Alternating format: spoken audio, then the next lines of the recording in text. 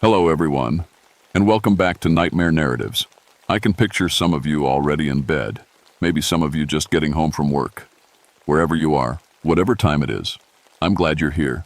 If this helps you relax or sleep, please like and subscribe. It means a lot. Now let's get you comfortable, and I'll tell you tonight's story. My name is Abigail Thornfield, and I've been crawling through caves for 13 years. I know these limestone tunnels under Daniel Boone National Forest better than most people know their own backyards. The Red River Gorge area has been my second home since I was 18, fresh out of high school and running from the coal dust that killed my daddy. People think being a park ranger is all about campfire safety talks and bear warnings. They don't know about the other part of my job, the part where I squeeze through gaps barely wider than my shoulders, following underground rivers that haven't seen sunlight since the Cherokee walked these ridges above. August 1988 was the worst drought anyone could remember. The streams that usually rushed through the cave systems had dropped to barely a trickle. Water levels I'd never seen before were exposing passages that had been hidden for decades, maybe centuries. That should have been exciting for someone like me, someone who lives to map the unknown. Instead, it made me nervous in a way I couldn't explain. I was sitting in the ranger station that morning, checking my gear for the third time, when old Tom Bradley shuffled in. Tom had lived in these hills his whole life, and his grandmother had been Cherokee. Most folks dismissed his stories as mountain superstition, but I'd learned to listen when Tom got that serious look in his eyes. "You ain't thinking of going down into those new openings, are you, Abby?" He sat down across from my desk, his weathered hands gripping his coffee cup too tight. "It's my job, Tom. These passages need to be surveyed and mapped. Could be dangerous if hikers try to explore them without knowing what's down there." Tom shook his head slowly. "My grandmother used to tell stories about what lives in the deep places. Said there were things down there that guarded the sacred waters, things with teeth and scales and eyes older than the mountains themselves." I'd heard these stories before. Cherokee legends about the Uktena, a giant horned serpent with a crystal in its forehead that could show you the future or drive you mad. Beautiful stories, but stories all the same. In 13 years of cave work, the biggest snake I'd ever seen was a harmless king snake, maybe 4 feet long. "I appreciate the concern, Tom, but I've got a job to do. Besides, if there really was some monster down there, don't you think I would have run into it by now?" The old man stood up, leaving his coffee barely touched. Maybe it wasn't time yet. Maybe the water kept it sleeping. But this drought... He paused at the door. "Just remember, Abby, some things are hidden for a reason." 2 hours later, I was rappelling down into Whispering Cave, one of 3 new entrances the drought had revealed. My headlamp cut through the darkness, showing walls covered in limestone formations that looked like frozen waterfalls. The air was different down here, stale and heavy, like breathing inside a sealed tomb. I'd been caving long enough to trust my instincts, and right now my instincts were screaming that something was wrong. The silence was too complete. Usually, caves had their own sounds: water dripping, air moving through passages, the small scratching sounds of bats or cave crickets. Here there was nothing. Even my own breathing seemed muffled and strange. 40 feet down, my rope went slack as I reached the cave floor. I tested the ground with my boots, making sure it was stable, then unclipped and turned on my backup lights. The chamber stretched away from me in 3 directions, each passage disappearing into darkness that my lights couldn't penetrate.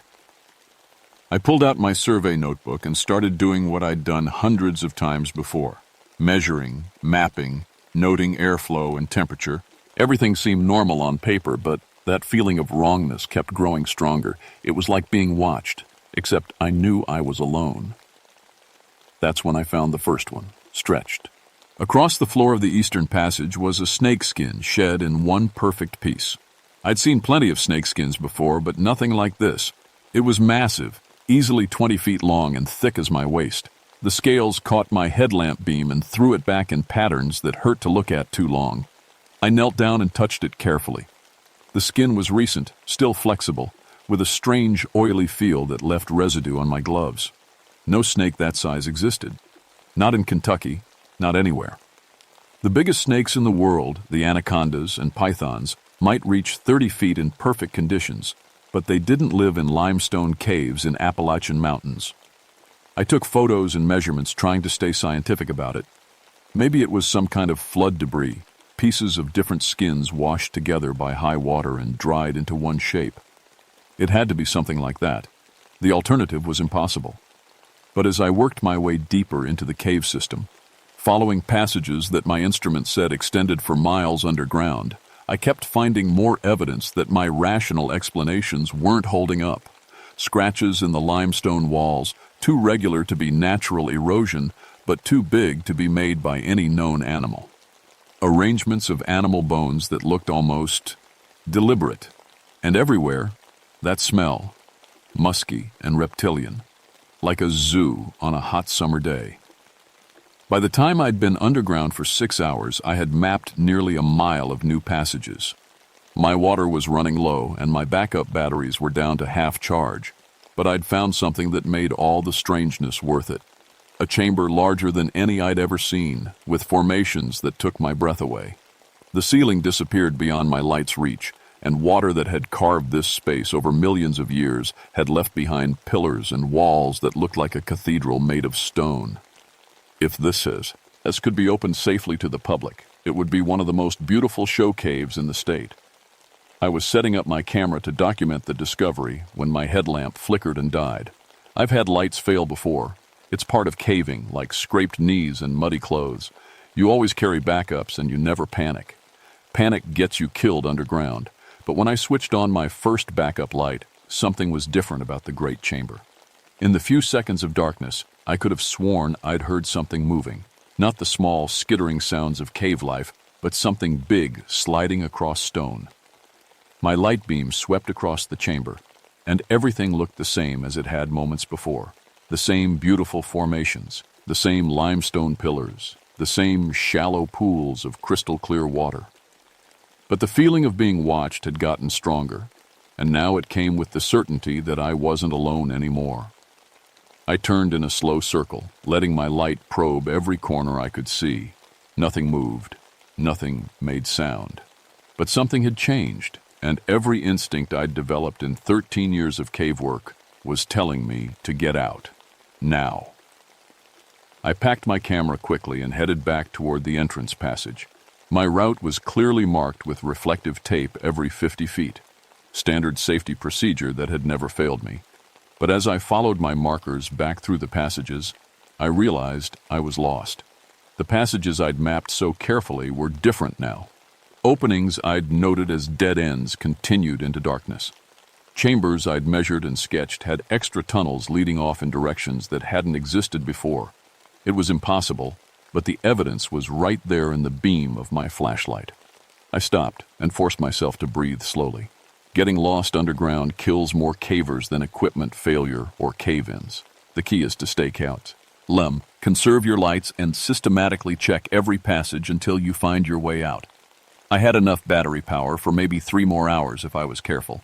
Plenty of time to solve this problem. That's when I heard the voice.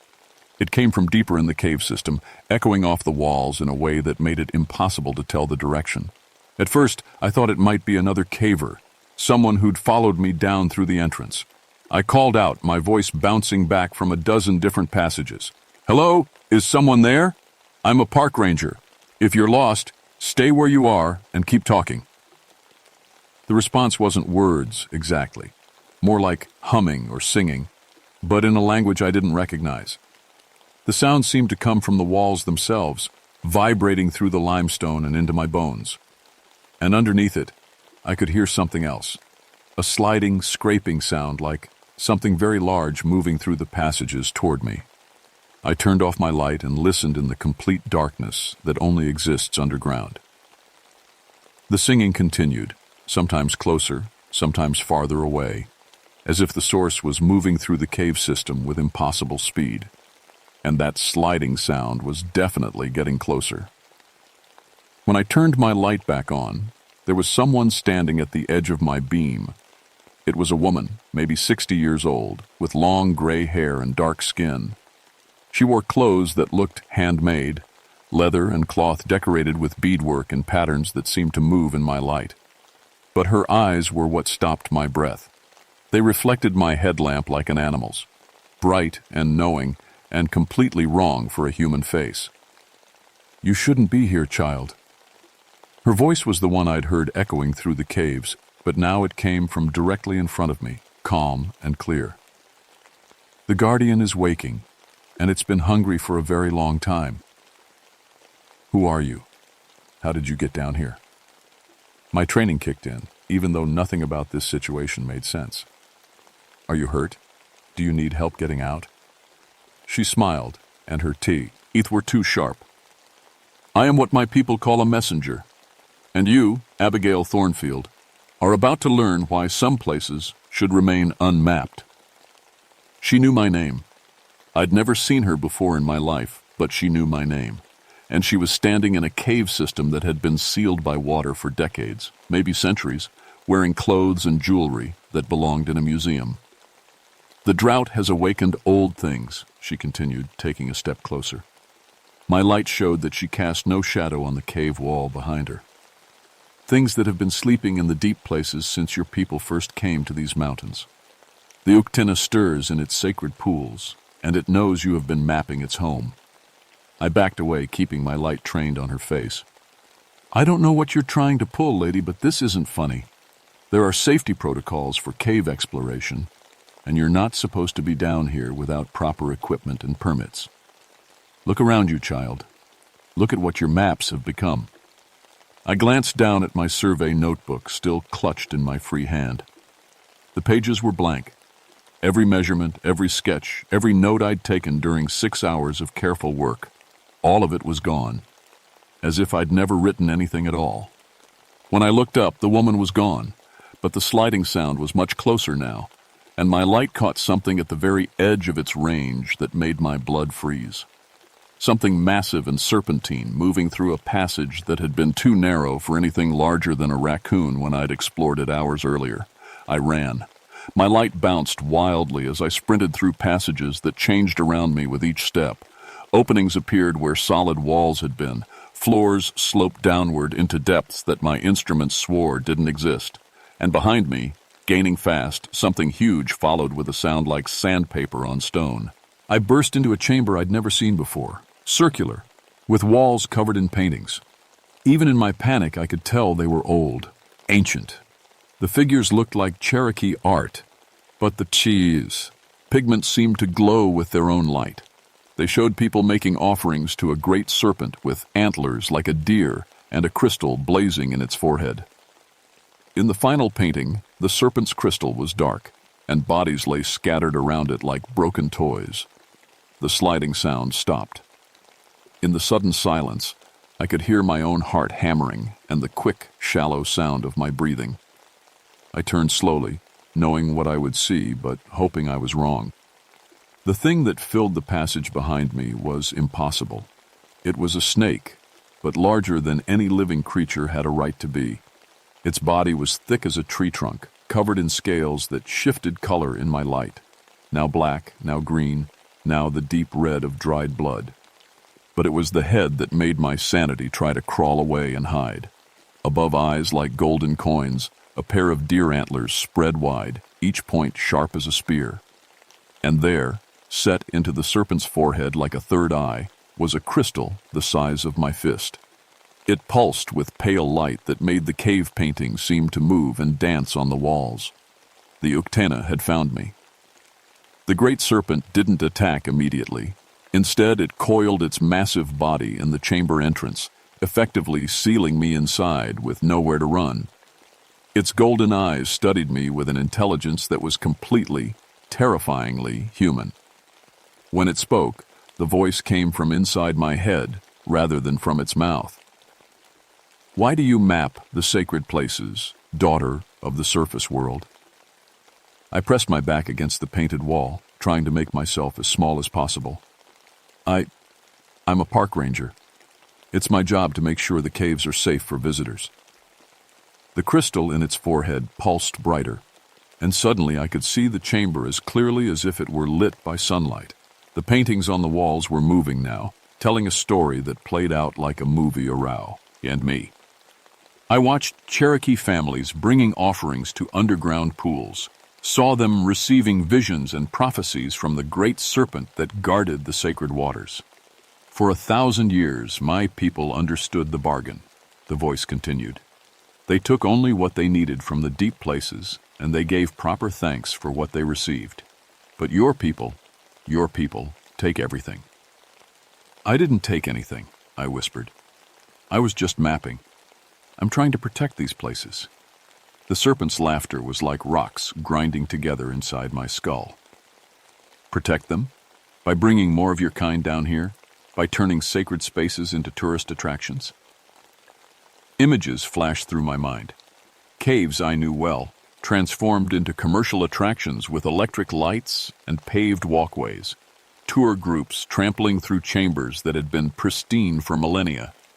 The natural beauty that drew me to this work turned into profit and entertainment. You map to possess, you catalog to control, and now the sacred waters run low, and I grow hungry.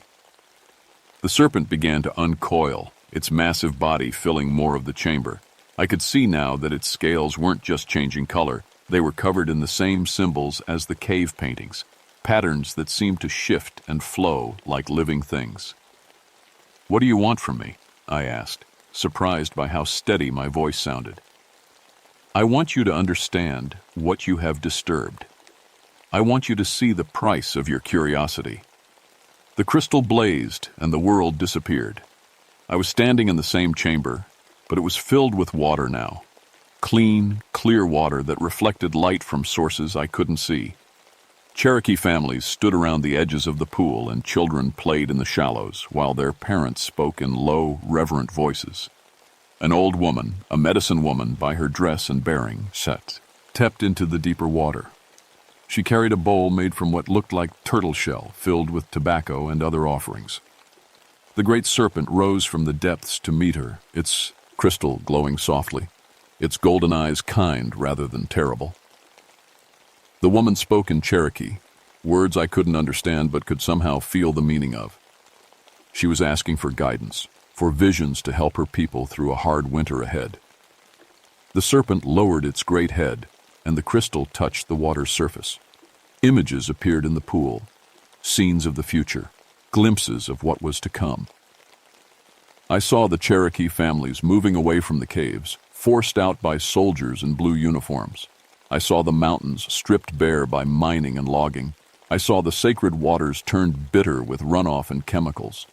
And I saw myself, 13 years old, standing at my father's grave while the preacher talked about black lung and the price of coal. The vision changed.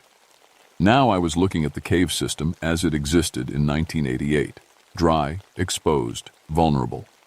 But I could also see it as it had been, as it should be.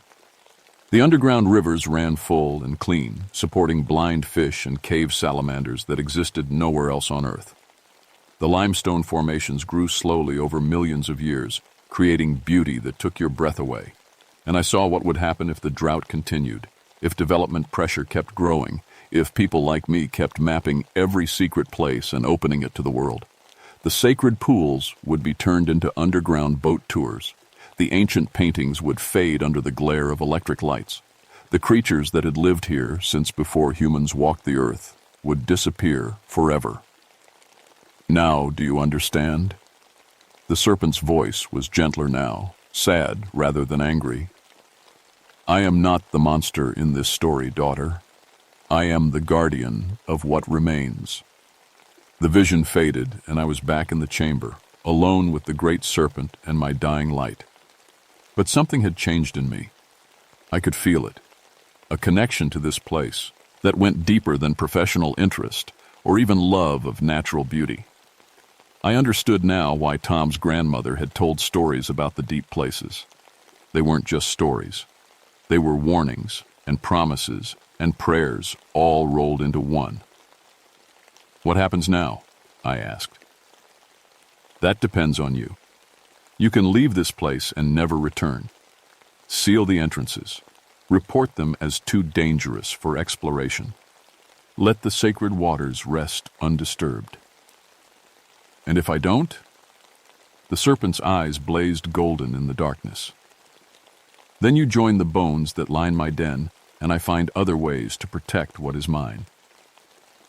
But even as it made the threat, I sensed this wasn't really what the Uktena wanted.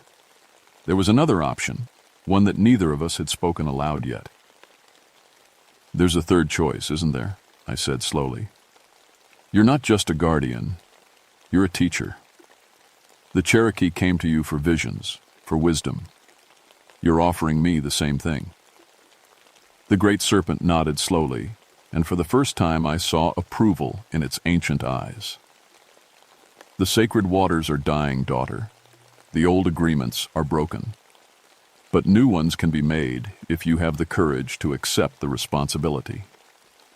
My headlamp finally gave out, leaving us in the soft glow of the serpent's crystal. In that strange light, the chamber looked different again. Not prehistoric and alien, but somehow welcoming. The paintings on the walls seemed to be waiting for new stories to be added to their ancient gallery. What kind of responsibility? Become the bridge between the old world and the new. Learn the true names of the deep places and teach your people to respect what they do not understand. Guard the sacred waters as I have guarded them, but guard them in ways your people can accept. It was an impossible offer. It was also the only offer that made sense. The serpent uncoiled further, and I saw that the pact, sage behind it, wasn't blocked anymore. I could leave. I could walk away from this encounter and try to convince myself it had been some kind of hallucination brought on by bad air and stress. I could go back to my old life, my old job, my old understanding of what was possible in the world. Or I could say yes. If I accept, I said carefully, what does that mean exactly? What would I have to do? The Uktena's crystal pulsed, and images began flowing through my mind. Not visions of the past this time, but glimpses of possible futures. I saw myself leading small groups of researchers into the caves, but they weren't tourists or casual explorers. They were scientists, conservationists, people who understood that some places were worth more left alone than developed. I saw myself working with Cherokee elders, learning the old stories and the old ways of asking permission before entering sacred spaces. I saw the cave systems protected not by hiding them, but by helping people understand why they mattered.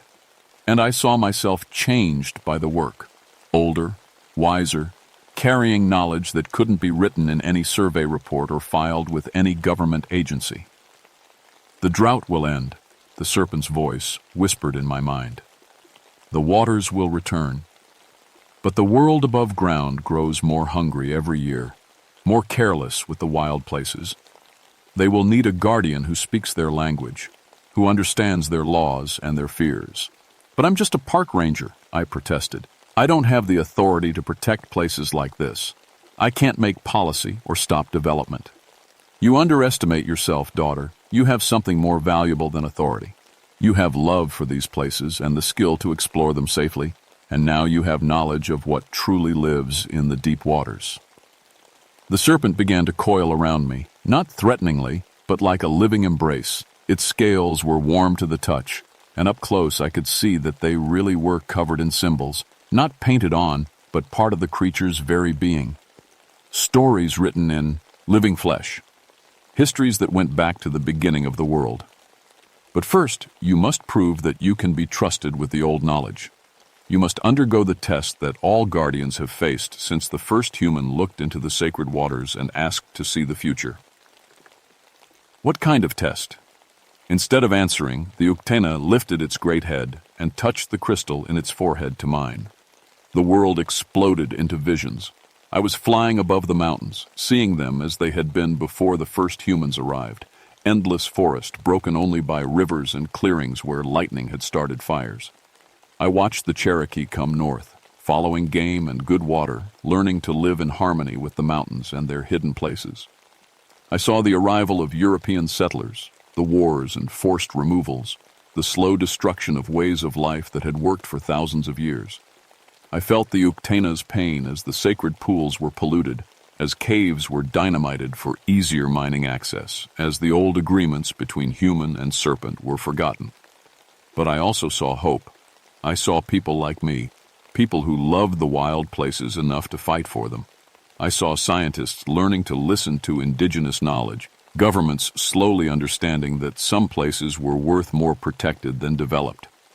And I saw the other guardians, creatures like the Uktena that still lived in hidden places throughout Appalachia, a great bear in the high peaks of the Smokies, a white deer that appeared only during the worst winters, an owl whose voice could call storms, all of them waiting for humans to remember the old bargains, to learn again how to live as neighbors rather than conquerors. The visions came faster now, overwhelming in their intensity. I saw my own future, not one future, but dozens of possibilities spinning out from this moment. In some, I walked away by and spent the rest of my life wondering if any of it had been real.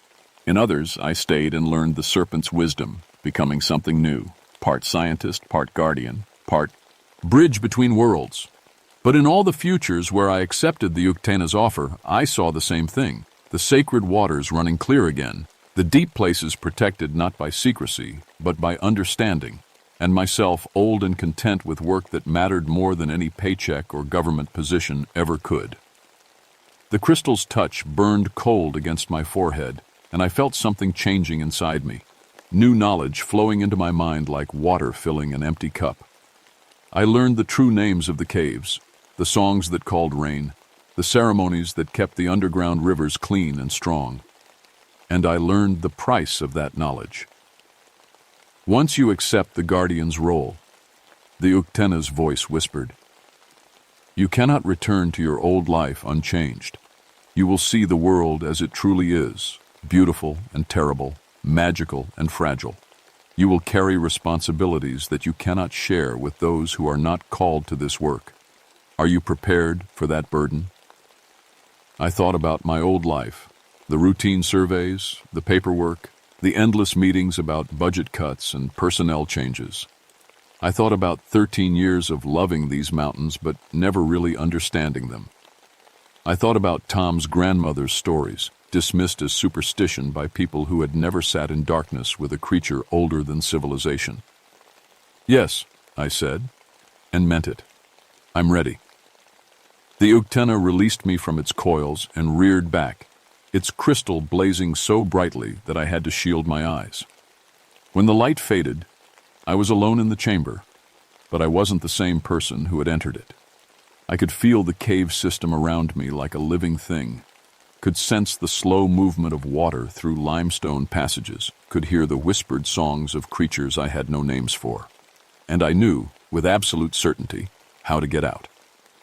The passages led me upward through darkness that no longer felt frightening, past formations that seemed to glow with their own inner light. My backup lights were long dead, but I didn't need them anymore. The Guardian's knowledge showed me the way. I emerged from Whispering Cave into a dawn I hadn't expected to see. The drought had broken during my time underground. Clouds covered the sky, and I could smell rain in the air. As I climbed out of the cave entrance, the first drops began to fall. That was 37 years ago, and I've never regretted the choice I made in the deep places. The work changed, of course. Instead of just mapping caves, I became something new. Part ranger, part researcher, part keeper of stories that most people aren't ready to hear. The official report I filed was simple. Whispering Cave and the two other drought-exposed entrances were deemed too unstable for public access and were sealed pending further geological study. The Cherokee Nation quietly supported the decision, and the entrances were covered with steel grates that look like standard safety measures but carry symbols that older eyes recognize as warnings. But the real work happened in the years that followed. Working with Cherokee elders like Tom Bradley's nephew, I learned the proper protocols for entering sacred spaces. I developed new survey methods that documented geological features without disturbing the spiritual significance of the places we studied. I established research partnerships with universities, bringing in scientists who understood that some knowledge comes with responsibilities attached. We've protected dozens of cave systems throughout Appalachia, not by hiding them, but by helping people understand why they matter. The Uktena and I have an arrangement now. During the dry months when the sacred pools run low, I bring offerings, not the tobacco and sage of Cherokee tradition, but things the Ito'u, ancient guardian, has learned to value. Clean water from protected springs, soil samples that show improving forest health, photos of cave systems that have been successfully preserved for future generations. And sometimes, when the work gets particularly difficult, when I'm fighting developers or politicians or other rangers who think I've gotten too mystical in my old age, I go back to the deep places for guidance. The Uktena is always there, patient and wise, ready to share the long view that comes from living through centuries of change. I've trained others over the years, carefully chosen people who show the right combination of love for wild places and respect for things they don't understand. Some of them have met their own guardians in other mountain ranges, other hidden valleys. The network is growing, slowly but steadily. The world above ground keeps changing, mostly not for the better. Climate change is altering the delicate balance that keeps the underground rivers flowing. Development pressure never stops. New threats emerge faster than we can address the old ones. But the sacred waters still run clear in the places we've learned to protect. The guardians still keep their ancient watch. And sometimes, late at night when I'm reviewing survey reports or writing grant applications, I can feel the Uktena's approval like a warm current in the depths of my mind. The young rangers who work with me now think I'm a little eccentric. The old woman who insists on performing strange ceremonies before entering certain caves, who knows things about Appalachian ecology that aren't written in any textbook, who sometimes seems to be listening to voices only she can hear. They're not wrong, but they're learning, slowly, that there's more to this work than mapping passages and filing safety reports. Some of them are beginning to understand that the mountains have their own intelligence, their own purposes, their own ways of choosing who gets to know their secrets. Last month, a young geologist named Sarah Martinez came to me with a story about strange sound in a cave system near the Tennessee border. She described singing that seemed to come from the walls themselves, and formations that appeared to change when she wasn't looking directly at them. I smiled and told her to pack her gear. It sounds like the mountains have chosen another guardian. The work continues. The sacred waters flow. And in the deep places beneath Appalachia, ancient eyes watch over treasures that no amount of money could buy. The last wild places, the old knowledge, the bridges between what was and what might yet be.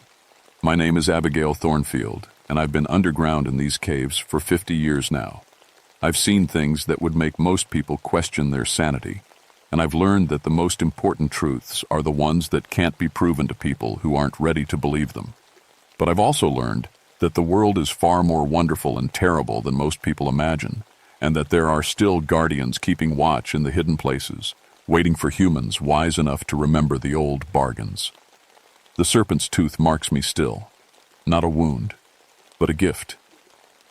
The knowledge burns sometimes, especially when I see how carelessly we treat the sacred places. But it also fills me with hope, because I know that the guardians are patient, and the mountains remember everything, and there are still people willing to go into the dark places and learn what needs to be learned. The drought of '88 broke that morning when I emerged from Whispering Cave, and the rains have come regularly ever since, at least to the places where the old agreements are still honored. That's not coincidence. That's what happens when guardians do their job right. And now, if you'll excuse me, I have work to do. Sarah's waiting for me at the Tennessee Cave, and something tells me we're going to find more than just interesting geology down there. Some depths should stay unmapped, it's true. But some depths are meant to be explored by those who understand that mapping isn't the same as conquering, and that the greatest treasures are the ones we protect rather than possess. The serpent's tooth has left its mark on me, and I wear that mark with pride.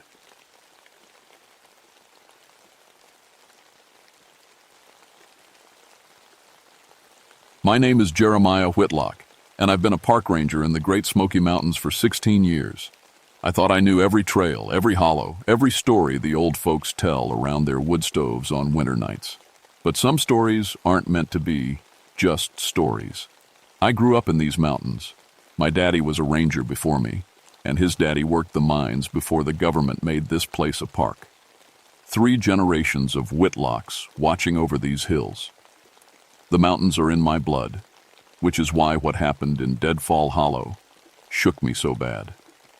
It was March of 1983 when Sarah Jane Morrison went missing. 23 years old, experienced hiker from Knoxville. Her family called it in when she didn't show up for work Monday morning. She'd been planning a weekend solo trip to photograph the early wildflowers. Smart girl, they said. Careful. Not the type to take stupid risks. I remember that weekend clear as day. The weather had been acting strange all week. Warm air was sitting heavy over cold ground, making fog thicker than pea soup in the low places. We call it a temperature inversion. Makes the mountains look like islands floating in white clouds. Pretty to look at, but it can mess with your head if you're not used to it. Sarah's car was parked at the Cataract Falls trailhead, 18 miles from the nearest road. Her permit said she was planning to camp near the old mining settlement in Deadfall Hollow. Not many folks go back there anymore. The trail's grown over, and there's nothing left but stone foundations and a few rusted mine shafts the government sealed up years ago. I radioed my partner Tommy Caldwell and told him I'd handle this one myself. Standard procedure for a missing hiker. Check the obvious spots first. Water sources, shelter areas, anywhere someone might set up camp. Most of the time, people just get turned around or sleep late. They show up hungry and embarrassed, but fine. The hike into Deadfall Hollow takes about 3 hours if you know the old deer trails. The official path stopped being maintained in the 70s, but I'd been back there plenty of times over the years. Hunters sometimes got lost chasing wounded deer. Teenagers thought the abandoned settlement was spooky fun. Every few years, some college kids would get the bright idea to explore the mine shafts, and we'd have to fish them out. The hollow got its name for good reason. It's shaped like a funnel, with steep ridges on 3 sides and only one way in or out. The old-timers say it's where things go to die. Deadfall, trees that come down in storms and never rot away proper. Just pile up until the whole place feels like a graveyard. My grandmother used to tell stories about that place. Said the Cherokee had warnings about certain hollows where the spirits got confused, places where people went in but didn't come out the same. Of course, Grandma told a lot of stories. Fetch creatures that could steal your face. Shadow people that lived in mine shafts. I figured it was just mountain talk, the kind of tales that keep kids from wandering off alone. That morning I packed my usual gear. Silva compass, topographic maps, first aid kit, extra food and water. My radio was a Motorola HT-220, reliable as sunrise, though the mountains could make it temperamental. I had my .357 service revolver, though I'd never drawn it on a search and rescue. Mountain lions would run from noise, and bears were still sleeping off winter. The fog was hanging thick when I started up the trail. Not unusual for March, but something felt different. The woods were too quiet. No bird calls, no squirrels chattering. Not even the buzz of insects starting to wake up for spring. Just the sound of my boots on wet leaves and my own breathing. About an hour in, I stopped to see too. Heck, my compass. The needle was wobbling more than it should, but I figured it was mineral deposits in the rocks. These mountains are full of iron ore. Sometimes it throws instruments off a little. That's when I first felt it. The feeling that something was watching me. You know that prickle on the back of your neck when someone's staring at you? It was like that, but stronger. Like whatever was watching wasn't quite human. I told myself it was just nerves. 16 years of search and rescue, and I'd never spooked myself on a routine call. But Deadfall Hollow had always felt different from the rest of the park. Older, heavier, like the mountains were holding their breath. I found Sarah's campsite around noon, tucked into a clearing near what used to be the main settlement. Her blue tent was still standing, but the flap was open and flapping in the breeze. That was the first thing that struck me as wrong. Experienced campers always zip their tents, keeps the bugs out. I called out her name a few times, thinking maybe she was off taking pictures or answering nature's call. When nobody answered, I moved in closer to look around. The campsite looked like someone had left in a hurry. Her sleeping bag was half out of the tent, still warm to the touch. A cup of coffee sat by the cold campfire, only half finished. But here's what really bothered me. Her hiking boots were sitting side by side about 10 feet from the tent, like she'd stepped right out of them and walked away barefoot. Who takes off their boots in the middle of nowhere and leaves them behind? I keyed my radio to call it in, but all I got was static. Not unusual. The hollow was deep, and radio signals don't travel well through thick forest. I'd have to hike back up to the ridge to get a clear signal. But first, I needed to search the immediate area. Standard procedure is to work in expanding circles from the last known position.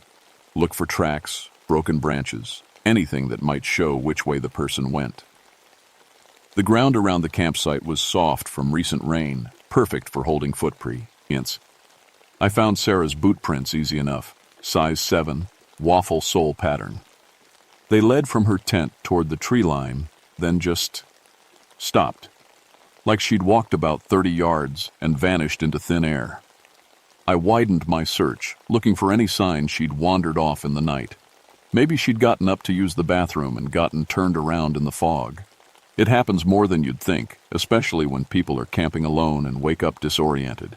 That's when I found the other footprints. They were human, about the same size as Sarah's, but barefoot. The prints were strange, too deep for someone Sarah's weight, like whoever made them was carrying something heavy. They led from where her boot prints ended, straight toward the old mine entrance about a quarter-mile away. The mine shaft had been sealed with a steel grate back in the 60s, after a couple of kids nearly fell in. But when I got there, the grate was standing wide open. The metal was old and rusted, but it would take serious strength to bend those bars like that. I shined my flashlight into the opening. The shaft angled down into darkness, with rotting wooden support timbers and rails for the old ore cars. The air coming out smelled like sulfur and something else, something sweet and rotten, like flowers left too long in a vase. "Sarah!" I called into the mine. My voice echoed back strange, like the sound was being stretched and twisted. "Sarah Morrison! Can you hear me?" Nothing. Just the sound of water dripping somewhere deep in the mountain. I should have gone back for backup right then. Should have hiked up to the ridge, called in the situation, waited for a proper cave rescue team. But I kept thinking about those barefoot prints and how scared Sarah must be if she was trapped down there in the dark. I had rope in my pack and a good flashlight. The first part of the mine looked stable, enough. I could at least go down a little ways, see if there were any signs she'd been there. The wooden ladder built into the shaft wall was rotten, but the metal rungs seemed solid. Tied off my rope to a tree and started down, testing each step careful-like.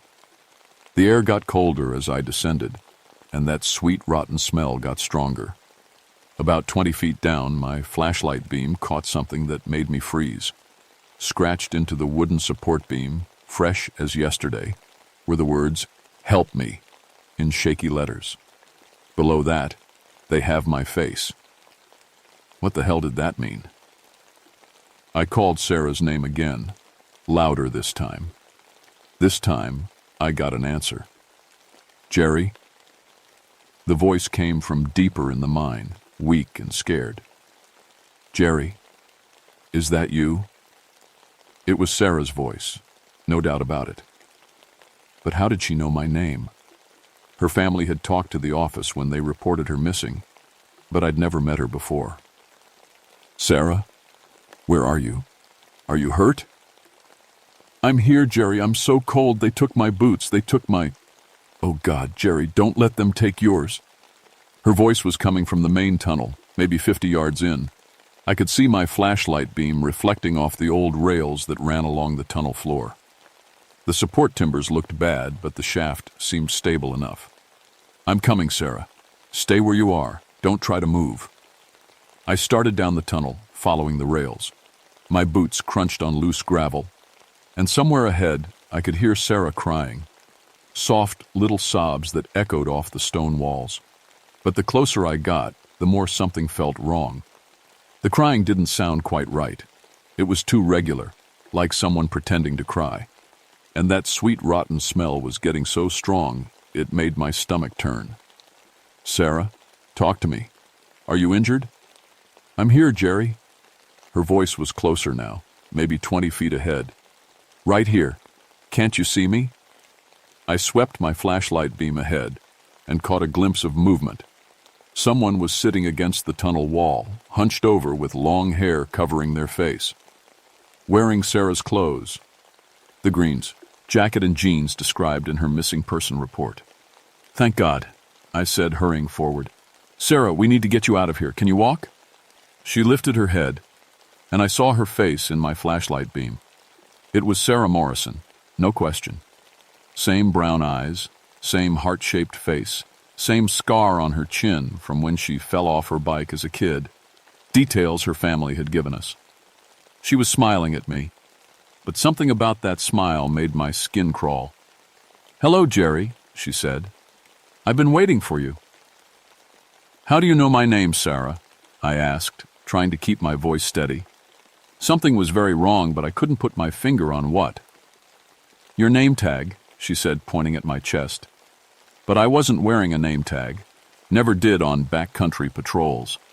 I looked down for just a second, and when I looked back up, she was gone. The tunnel ahead was empty except for the old mine rails disappearing into darkness. "Sarah?" I called, swinging my flashlight around.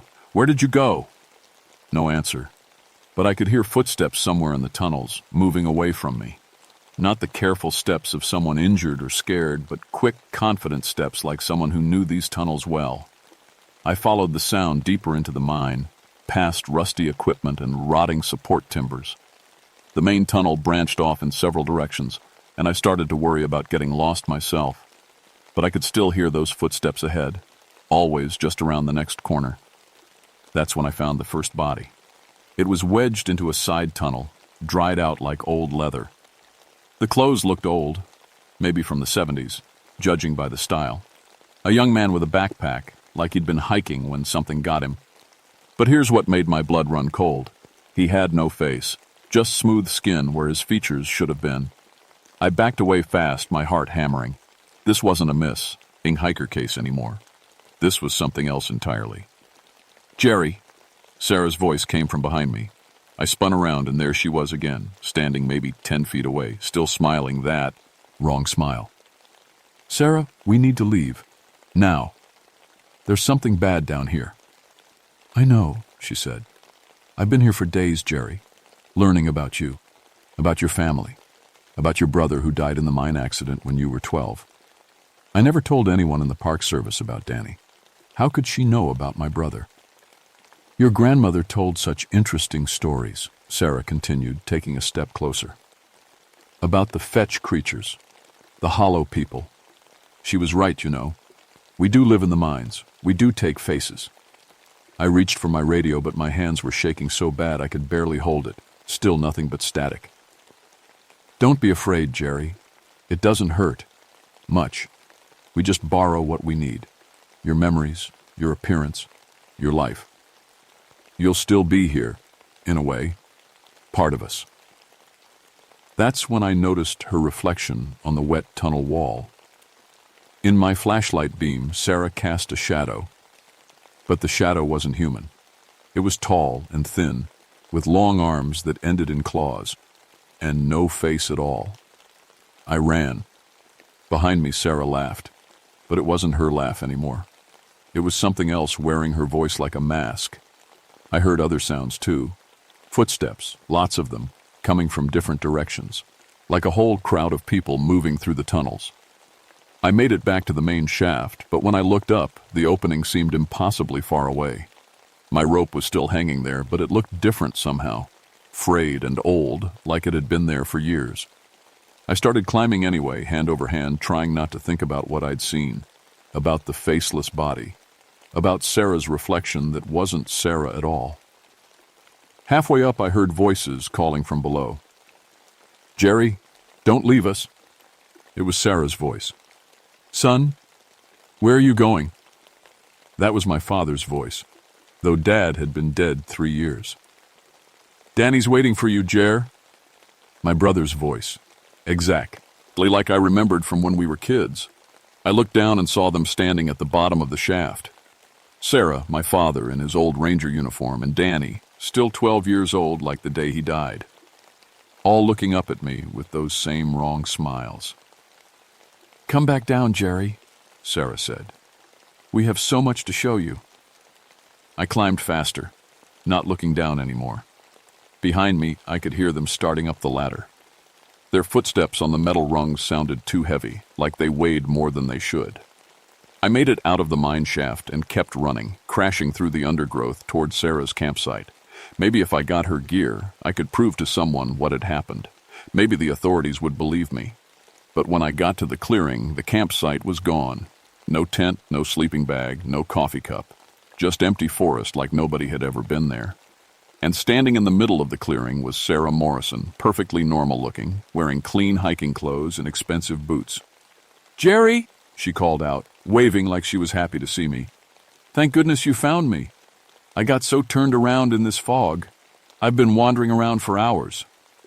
She looked exactly like the photos her family had provided. Same clothes, same backpack, same everything. If I hadn't seen what I'd seen in the mine, I would have believed she was the real Sarah Morrison. "Where have you been?" I asked, trying to keep my distance. "I went for a morning hike to take some pictures, and I got lost when the fog rolled in. I've been trying to find my way back to the campsite. You must think I'm such an amateur." She sounded normal, scared but trying to be brave, embarrassed about getting lost. Everything you'd expect from someone in her situation. But I kept thinking about her reflection in the mine tunnel, about the faceless body, about the voices calling my name from the darkness. "Show me your campsite," I said. "What do you mean? This is it." She gestured around the empty clearing. "Well, I packed everything up this morning before I left. I was planning to hike out today." "Where's your gear?" "In my car, of course, down at the parking area." "Jerry, you're acting strange. Are you feeling all right?" My radio crackled to life. "Base to Whitlock. Come in, Jerry." I keyed the mic with shaking hands. "This is Whitlock. I found Sarah Morrison. We're heading out." "Copy that. Good work. Family will be relieved."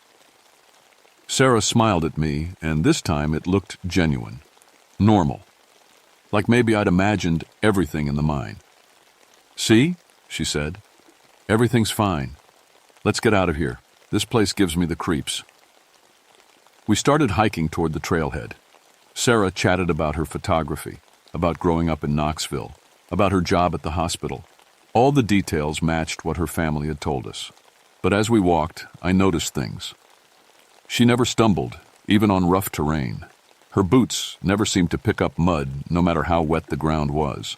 And when I looked sideways at her, sometimes her shadow seemed wrong. Too tall, too thin. "Jerry," she said, after we'd been walking for about an hour, "can I ask you something personal?" "Sure." "Do you ever think about your brother, about Danny?" My blood went cold. I stopped walking. "How do you know about Danny?" Sarah turned around, and for just a second her face looked different, blank, empty. Then she smiled that normal smile again. "Your grandmother told me, of course. When I was a little girl, she used to babysit me sometimes. She told me all about the Whitlock family, about the mining accident, about the stories she heard from the Cherokee. That was impossible. My grandmother had died when I was 15. She'd never babysat for anyone named Morrison." "You're not Sarah," I said, backing away from her. Her smile never wavered. "Of course I am, Jerry. Who else would I be?" But as she said it, her voice changed slightly. Still Sarah's voice, but with something else underneath. Something older and hungrier. "I know what you are," I said, trying to keep my voice steady. "My grandmother told me the stories, about the fetch creatures, about things that live in the mines and steal people's faces." Sarah tilted her head, still smiling. But the smile was getting wider, stretching beyond what human lips could do. "Your grandmother was a wise woman, Jerry. She knew the old warnings. But she never told you the whole truth, did she?" The fog was getting thicker around us, rolling up from the hollow like smoke. In the growing mist, Sarah's outline started to blur and shift. "We don't steal faces, Jerry. We preserve them. Every person who comes into our hollow becomes part of us forever. Their memories, their experiences, their entire lives, they live on, through us. What happened to the real Sarah Morrison? She's here, the thing said, and Sarah's voice cracked like old wood. She's part of us now. Would you like to speak with her? Sarah's face went blank for a moment, like someone had erased it. Then her features reformed, but different. Terrified. "Help me," she whispered, and this time it sounded like the real Sarah. "Please, don't let them take you too. They're in the mine, all of them. Everyone who ever disappeared in these mountains. They're still alive, but wrong." "How many?" I asked. "Dozens, maybe hundreds. Going back to when the Cherokee first warned people about this place. They feed on our memories, our experiences. That's how they learn to mimic us so well." Sarah's face went blank again, then reformed into that wrong smile. "Thank you for that, Sarah," the creature said in its stolen voice. "She's been very helpful. Now, Jerry, it's time for you to join us." The fog was so thick now I could barely see 10 feet in any direction, but I could hear them.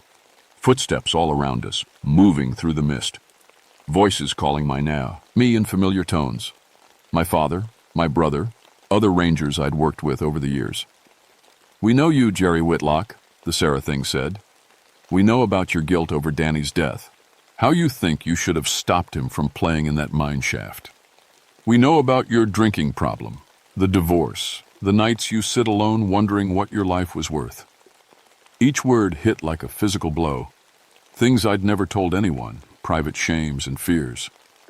"We can take all that pain away," it continued. "You'll be part of something larger. All your memories will live on through us. Isn't that better than dying alone and forgotten?" I reached into my pack and pulled out the emergency flares I always carried for night rescues. The creatures in the fog hissed and drew back when I cracked one open. Bright red light cut through the mist, and I saw them clearly for the first time. They looked like people I'd known, but wrong. My father, too tall and thin. Danny, with adult teeth in his child's mouth. Sarah Morrison, but her limbs were too long, her fingers ending in black claws. "Light," I said, understanding. "That's why you live in the mines. You can't stand bright light." I lit another flare and started running toward where I thought the trail should be. Behind me, the creatures followed, but they kept their distance from the red glow. I had maybe 10 minutes before the flares burned out. The fog played tricks with direction. Every tree looked the same. Every slope led deeper into the hollow instead of out. I was running in circles while my light sources slowly died. That's when I remembered my grandmother's other stories. About the Cherokee warnings. About iron and bright light and running water. The old mining settlement had been built around a creek. If I could find that creek and follow it downstream, it would lead me out of the hollow. I changed direction, listening for the sound of water over the whispers and footsteps following me in the fog. The creatures were getting bolder as my flares dimmed, moving closer, reaching out with those too lone G arms. Finally, I heard it. Water running over stones. I crashed through the undergrowth and found the creek, just a narrow stream, but moving fast with snowmelt. The creatures stopped at the water's edge. "Smart boy," the Sarah thing said. "But you can't stay by the water forever, and we're very patient. We've been waiting in these mountains for a long time." I had one flare left, one chance. I remembered seeing old mining equipment scattered around the settlement ruins, carbide lamps, the kind miners used before electric lights, if any of them still had calcium carbide in them. I followed the creek upstream, staying in the shallow water while the creatures paced along the banks. They couldn't cross running water, but they could wait. There, rusted mining equipment half buried in the creek bed. I dove for the carbide lamp, praying it still had fuel. My last flare was almost dead. The lamp was old but intact. I twisted the valve, heard the hiss of acetylene gas, and struck a spark with my lighter. Pure white flame shot out, brighter than the sun. The creatures screamed and fled back into the fog, but not before I saw their true forms. Tall, thin shadows with no faces, reaching arms that ended in claws. The light revealed something else, too. Bodies in the creek. Dozens of them. perfectly preserved in the cold mountain water. All the missing hikers and hunters from over the years, their faces gone, their memories stolen. I followed the creek downstream, keeping the carbide lamp burning. The fog began to thin as I got farther from the hollow, and eventually I could see the trail markers again. It took me 4 hours to hike out to the parking area. When I got there, Sarah Morrison's car was gone. According to the rangers at the station, her family had picked it up 3 days ago after she called to say she'd decided to cut her trip short. But I knew better. I knew what was driving her car now, what was living in her apartment, working her job, talking to her family. The thing in the hollow had gotten what it wanted after all. They did an investigation. Of course, found the mine shaft with the bent grate, the bodies in the creek, evidence of multiple disappearances going back decades. Federal agents came in, sealed off the entire area, claimed geological instability from old mining operations. But I know the truth. Those creatures are still down there, waiting for the next lone hiker, the next curious explorer. And Sarah Morrison, or the thing wearing her face, is still out there in the world, living her life better than she ever did. I tried to contact her family once, just to be sure. Called the number they'd given us when she was reported missing. Sarah answered the phone. "Hello, Jerry," she said before I could speak. "How nice to hear from you. You remember me?" "Of course. You saved my life. I'll never forget that kindness." She sounded normal, happy even. Maybe her family never noticed the difference. Maybe the creature was doing a better job of being Sarah Morrison than Sarah ever had. I hung up without saying anything else. I requested a transfer after that. Couldn't stand the thought of working those mountains anymore, knowing what was waiting in the deep places. They gave me a post in a nice, safe state park in Virginia. Mostly family camping and nature walks. But I still have dreams about Deadfall Hollow, about voices calling my name from dark tunnels, about shadows with no faces reaching for me with clawed hands. And sometimes, on foggy nights, I wonder about all the other hollow places in these ancient mountains, all the other mines and caves where things might be waiting. How many Sarah Morrisons are out there, living borrowed lives? The Cherokee were right to warn people about certain places. Some hollows are meant to stay empty. Some doors should stay closed. I never did stop drinking entirely, but I drink less now. And I never hike alone anymore. Never camp in places too far from help. Because I know the truth that my grandmother tried to tell me all those years ago. The mountains remember everything. Every person who ever walked these ridges. Every life that ended in the dark places below. And sometimes, on nights when the fog rolls thick through the valleys, I think I can hear them calling. All the faces they've stolen. All the lives they've borrowed. Still waiting in the hollow places, where the light never reaches. If you ever find yourself hiking alone in the Appalachian Mountains, remember this story. Stay on marked trails. Don't explore abandoned mines or settlements. And if the fog rolls in thick and strange, if you hear voices calling your name from the darkness, don't answer. Some things are better left buried in the mountains, but they never really stay buried, do they? They just wait.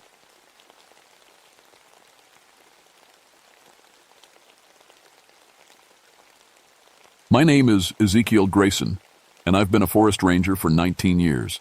I've seen bears charge, watched lightning split ancient oaks, and tracked wounded animals through miles of thick woods. I thought I knew every sound these mountains could make. I was wrong. It was June 1985 when I first heard the singing in Bone Hollow.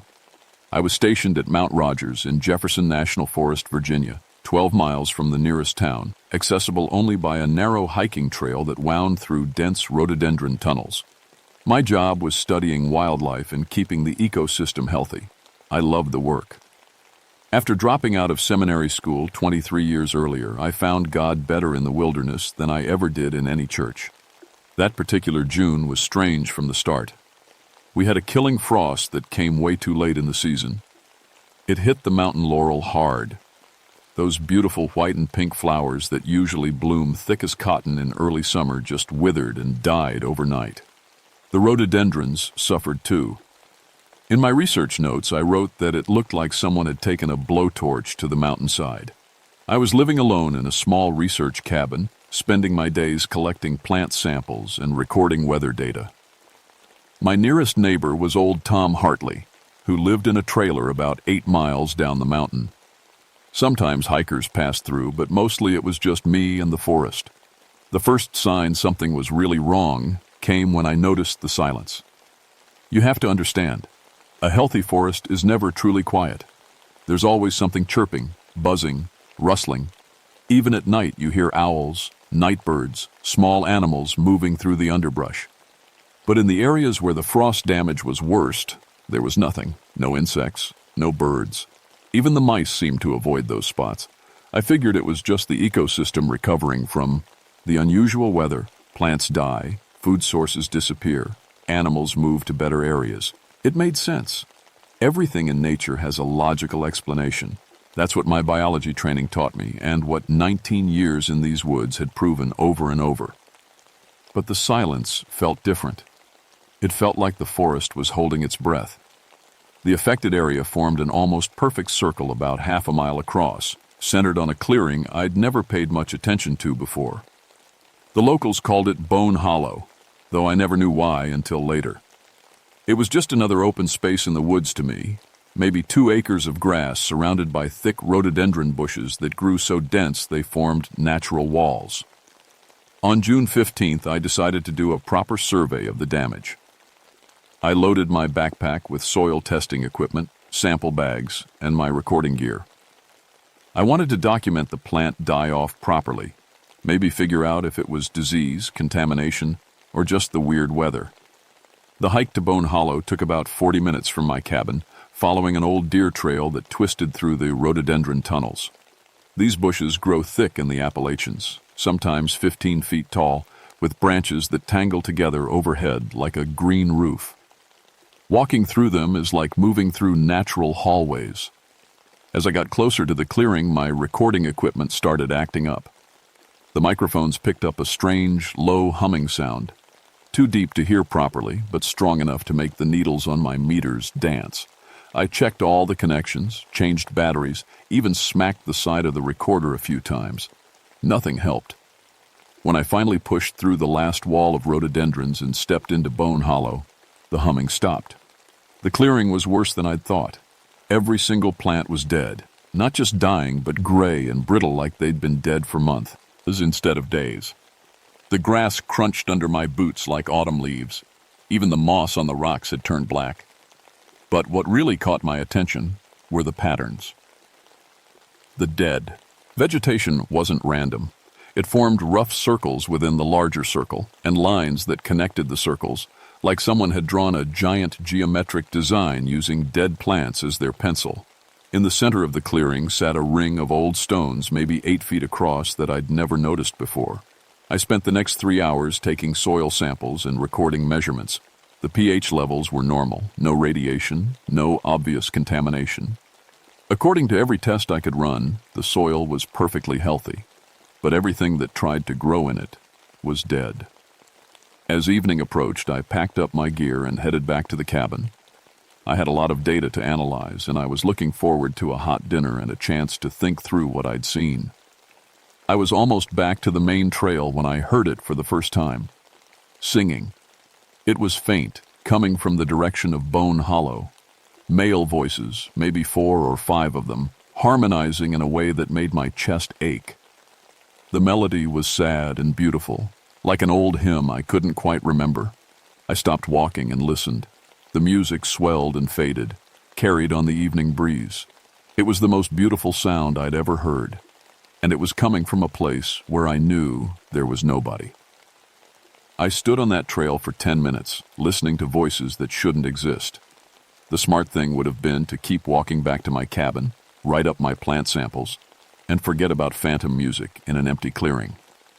That's what the rational part of my brain kept saying. But 19 years in these mountains had taught me that unexplained sounds usually had simple explanations. Maybe there were hikers camping in the area. Maybe sound was carrying from somewhere else. Voices can travel strange distances in mountain terrain, especially at dusk when the air gets thick. I set down my pack and pulled out my flashlight. The sun was setting, but I had enough light to make it back to Bone Hollow and solve this mystery. The singing grew stronger as I retraced my steps through the rhododendron tunnels. By the time I reached the edge of the clearing, it was loud enough that I should have been able to see whoever was making it. But when I pushed through the bushes, the clearing was empty. The music kept going. 4 distinct male voices, singing in perfect harmony. The melody was unlike anything I'd heard before. Not quite a church hymn, not quite a folk song, but something that felt ancient and sorrowful. The words weren't clear, but the emotion was. These voices were singing about loss, about being forgotten, about pain that wouldn't end. I walked to the center of the clearing, turning in a slow circle with my flashlight beam sweeping the area. Nobody there. The rhododendron walls were too thick to hide in, and I'd have heard anyone trying to move through them. But the singing continued, seeming to come from all around me at once.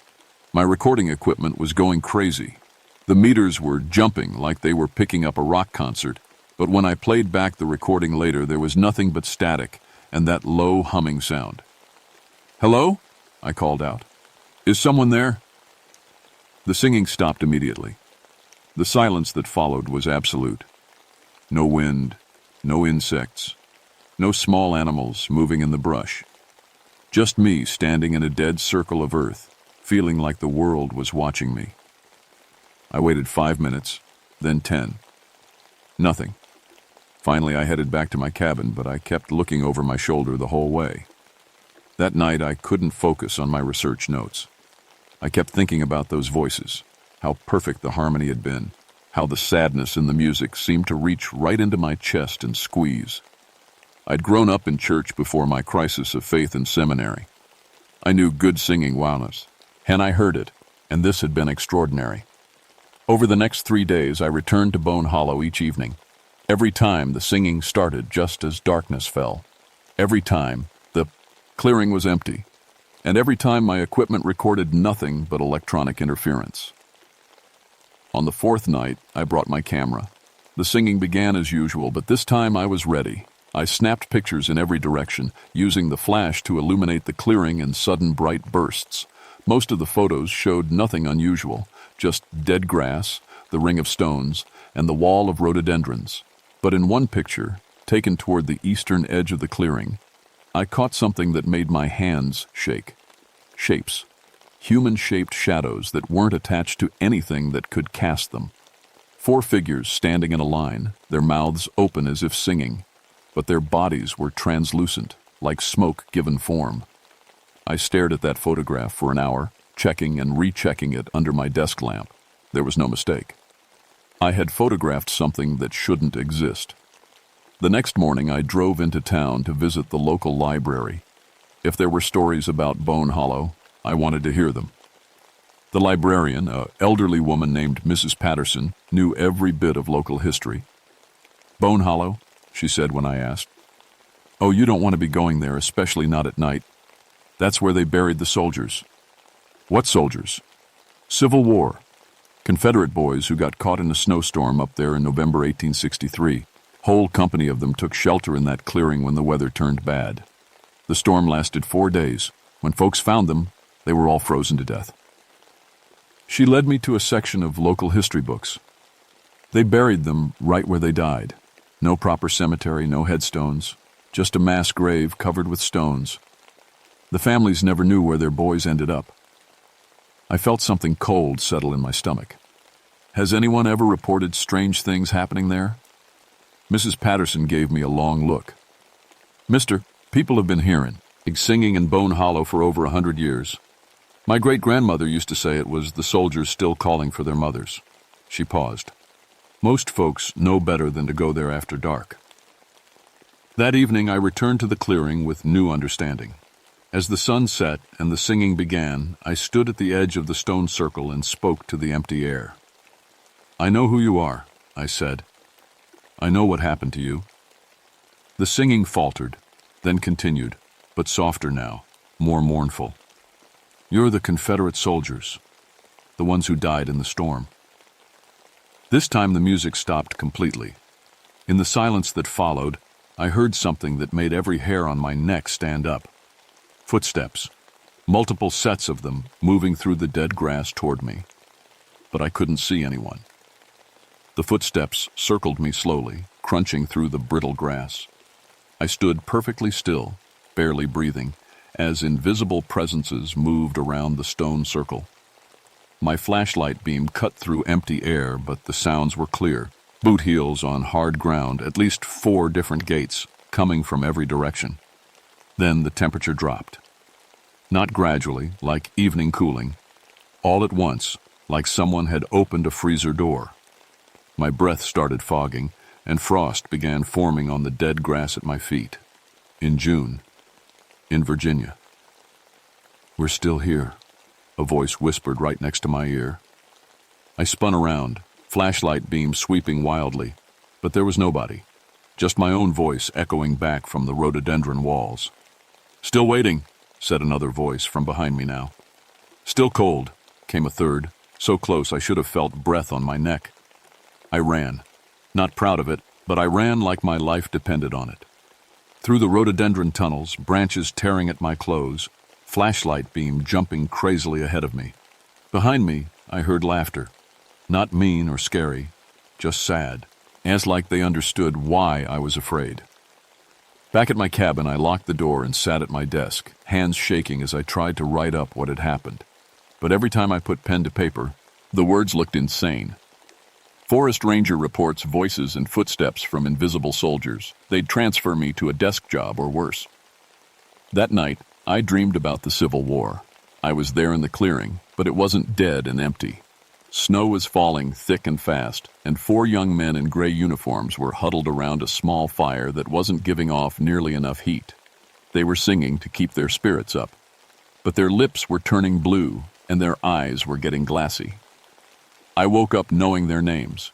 James, barely 18, who missed his mother's cooking. Thomas, 22, engaged to a girl back in Richmond. Samuel, 19, who played fiddle before the war. And William, the oldest at 24, trying to keep the others' spirits up, even as he felt the cold creeping into his bones. How did I know this? I had no idea. But the knowledge sat in my head as clear as my own memories. For the next week, I avoided Bone Hollow completely. I worked on other sections of the forest, filed reports about everything except the dead clearing, and tried to convince myself I'd imagined the whole thing. But every night, I dreamed about those boys dying in the snow. And every morning, my recording equipment showed the same thing. Those deep, subsonic frequencies were getting stronger. Whatever was happening in Bone Hollow was affecting a larger and larger area. The circle of dead vegetation was growing, expanding outward by a few feet each day. On June 25th, old Tom Hartley called me on the radio. "Zeke, you need to get down here." His voice crackled through the static. "Something's wrong with my animals." I found Tom standing in his yard, staring at his 3 dogs. They were all facing uphill toward Bone Hollow, whimpering and trembling. They'd been like that for 2 days, he said. Wouldn't eat, wouldn't come inside, just stood there staring and shaking. "Yo, you been up to that hollow lately?" Tom asked. "The one they call Bone?" "Why?" "Because something's stirring up there. Can feel it in the air like a storm coming, but it ain't weather." He spit tobacco juice into the dirt. "My daddy told me stories about that place. Said some things are better left alone." That night the singing was different, louder, more desperate. And it wasn't coming just from Bone Hollow anymore. I could hear it from my cabin, carried on the wind like a call for help. I had to go back. This time, I brought more than a flashlight and camera. I packed my first aid kit, emergency flares, and a 2-way radio, though I doubted it would work once I got close to the clearing. I also brought something else. A small wooden cross my mother had given me when I left for seminary.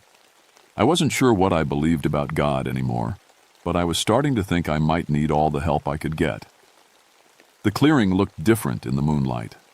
The stone circle seemed larger somehow, and the pattern of dead vegetation was more complex. Geometric designs that hurt to look at directly, like optical illusions made of decay. But the biggest change was the soldiers themselves. I could see them now. 4 young men in Confederate gray, standing at the cardinal points around the stone circle. They weren't solid. I could see right through them to the rhododendrons beyond.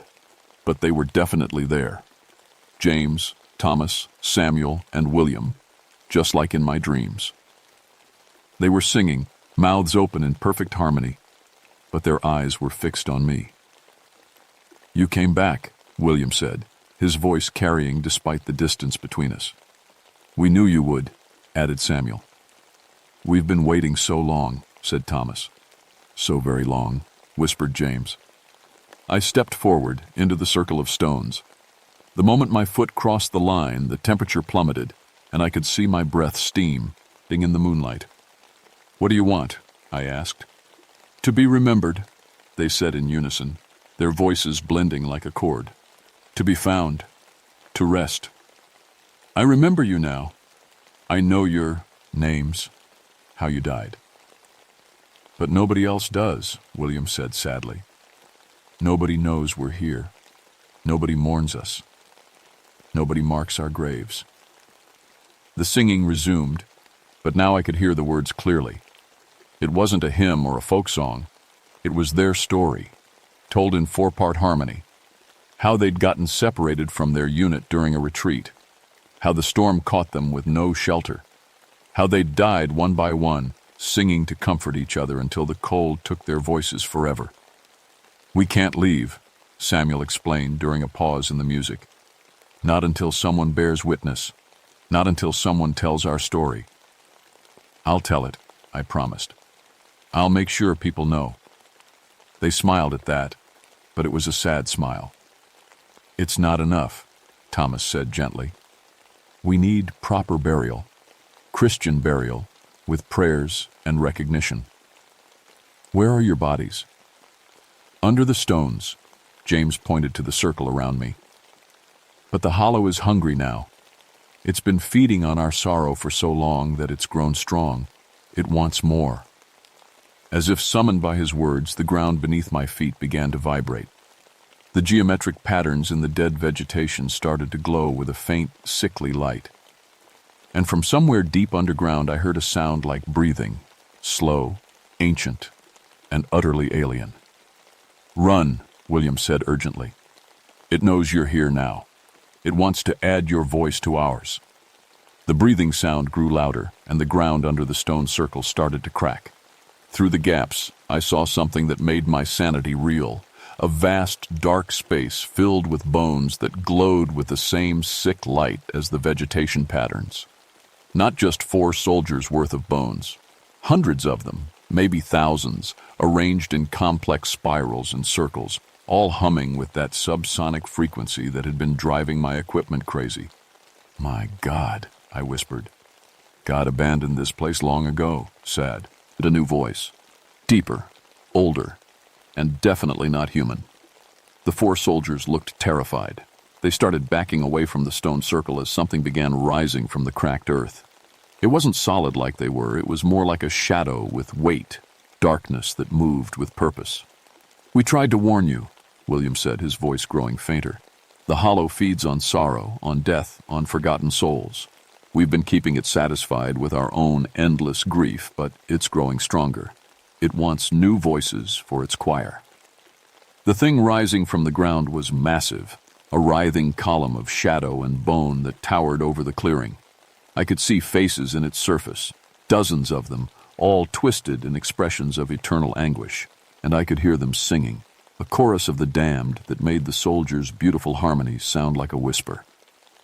"You will join us," the entity spoke with a voice like grinding stone.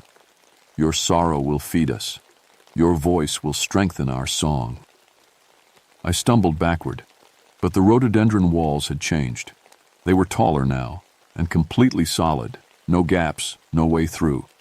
The clearing had become a prison. "There is no escape," the entity continued. "Just as there was no escape for the soldiers, no escape for the travelers, no escape for all the others who found their way to this place over the years." That's when I understood. Bone Hollow wasn't just the grave of 4 Confederate soldiers. It was a collection point for the lost, the forgotten, The people who disappeared in these mountains without a trace. The entity had been feeding on human sorrow for over a century, growing stronger with each new voice added to its choir of the damned. "Fight it," Samuel called out. "The cross! Use the cross!"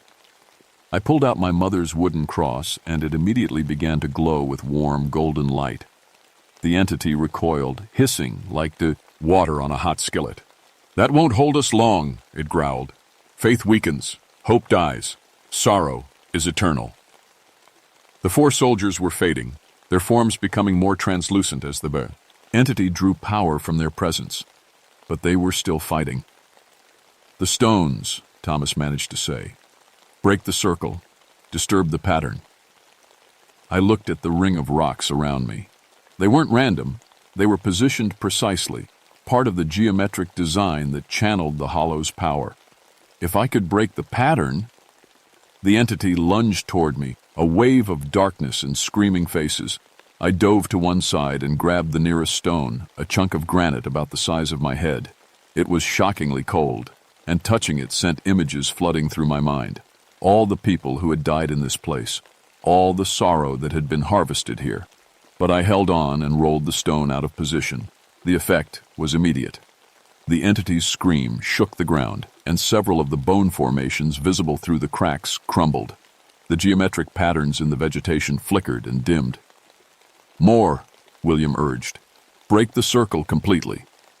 I scrambled to the next stone, but the entity was recovering.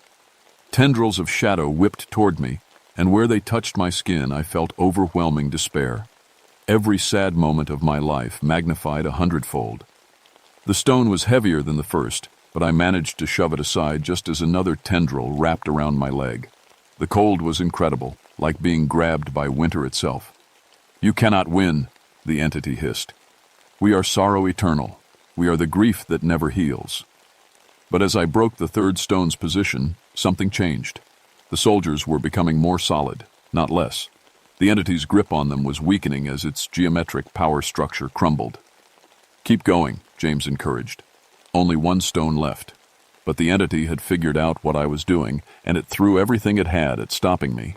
The shadow forms of the damned reached through the cracks in the earth, grasping at my legs and a yow. Or a mess. The temperature dropped so low that my flashlight beam turned visible, like a laser cutting through Arctic air. I could feel my own despair feeding the entity, my failed attempts at ministry, my isolation in these mountains, my fear that I'd wasted my life. The hollow was using my own sadness against me. But then I heard something else. The soldiers had started singing again, but this time it wasn't a lament. It was a hymn I remembered from childhood, Amazing Grace, sung in 4-part harmony with voices full of hope instead of sorrow. Their music gave me strength.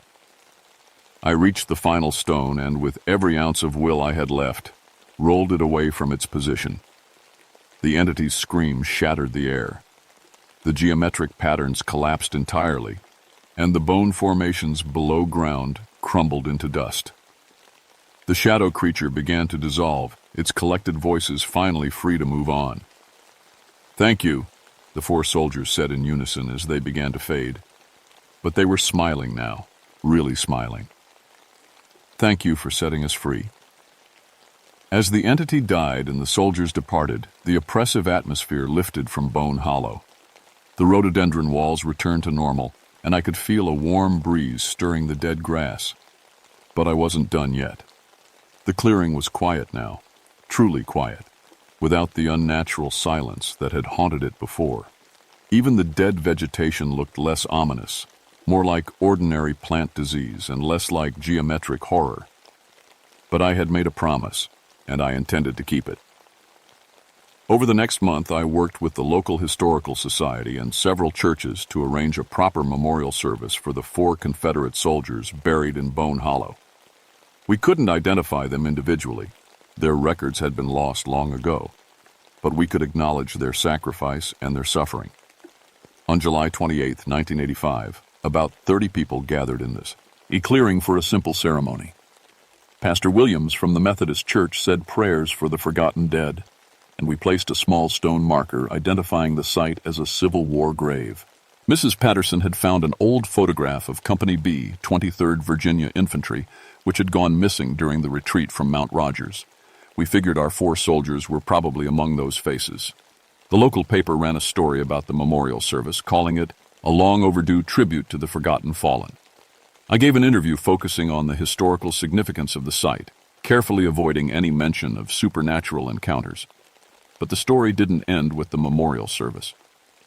Over the following weeks, I noticed changes throughout the Mount Rogers area.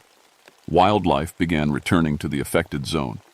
The dead vegetation started showing signs of recovery, green shoots pushing up through the brittle grass, new buds forming on the damaged rhododendrons. Even the strange subsonic frequencies on my recording equipment disappeared. More importantly, other people started coming forward with stories. Tom Hartley told me his dogs had suddenly returned to normal the day after the memorial service. A local hiking guide mentioned that several supposedly haunted spots on the mountain had lost their oppressive atmosphere. And Mrs. Patterson shared records of other unexplained disappearances in the area over the years. People who had vanished without a trace, often near remote clearings or old battlefields. I began to understand that Bone Hollow hadn't been unique. These mountains were full of forgotten places where the dead lay unquiet, feeding entities like the one I'd encountered. The memorial service had done more than honor 4 Civil War soldiers. It had demonstrated that remembrance and proper recognition could break these cycles of supernatural feeding. That realization changed my life. I didn't leave the Forest Service, but I did expand my role. Working with local churches and historical societies, I began identifying other forgotten burial sites through Appalachia. Some were Native American graves disturbed by mining. Others were unmarked cemeteries from the early settlement period. Many were war casualties, not just from the Civil War, but from the French and Indian War, the Revolutionary War, and conflicts that didn't make it into history books. Wherever we found forgotten dead, we held memorial services. Not elaborate affairs, just simple recognition that these people had lived, suffered, and died, and that their stories mattered. In every case, the supernatural disturbances associated with those sites quieted down afterward.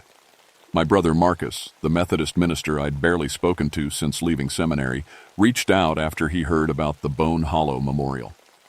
We started working together, combining his theological knowledge with my understanding of the forest. It was the beginning of a healing in my own life that I hadn't expected. But I learned to be careful, too. There are places in these mountains where the dead aren't just unquiet. They're dangerous. Places where entities like the one in Bone Hollow have grown too strong to be defeated by faith alone. These sites require different approaches, or sometimes just avoidance until we can figure out better solutions. I keep detailed records now of all supernatural encounters in my territory. Official reports still focus on environmental factors and wildlife management, but I maintain private files documenting the supernatural ecology of the southern Appalachians. Someday, I hope that information might help other rangers dealing with similar situations. As for Bone Hollow itself, it's become one of the most peaceful spots on Mount Rogers. The vegetation has fully recovered, wildlife has returned, and hikers often comment on how serene the clearing feels. Sometimes I go there in the evenings, not because I expect to encounter anything supernatural, but because it reminds me that even the oldest sorrows can find peace if someone cares enough to remember. The stone memorial is still there, weathered but intact. Sometimes people leave flowers or small American flags.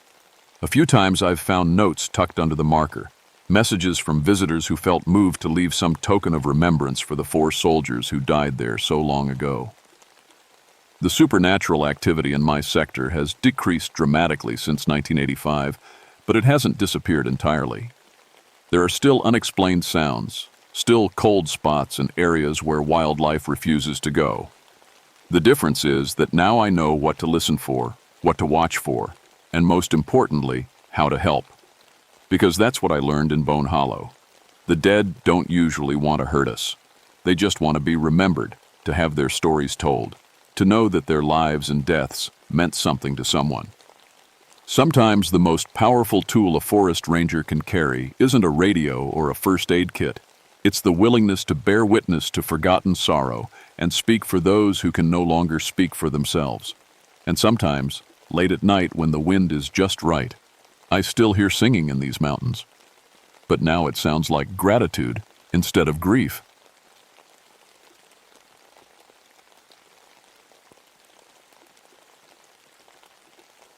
My name is Isaiah Crowfeather, and I've been a park ranger at New River Gorge for 20 years.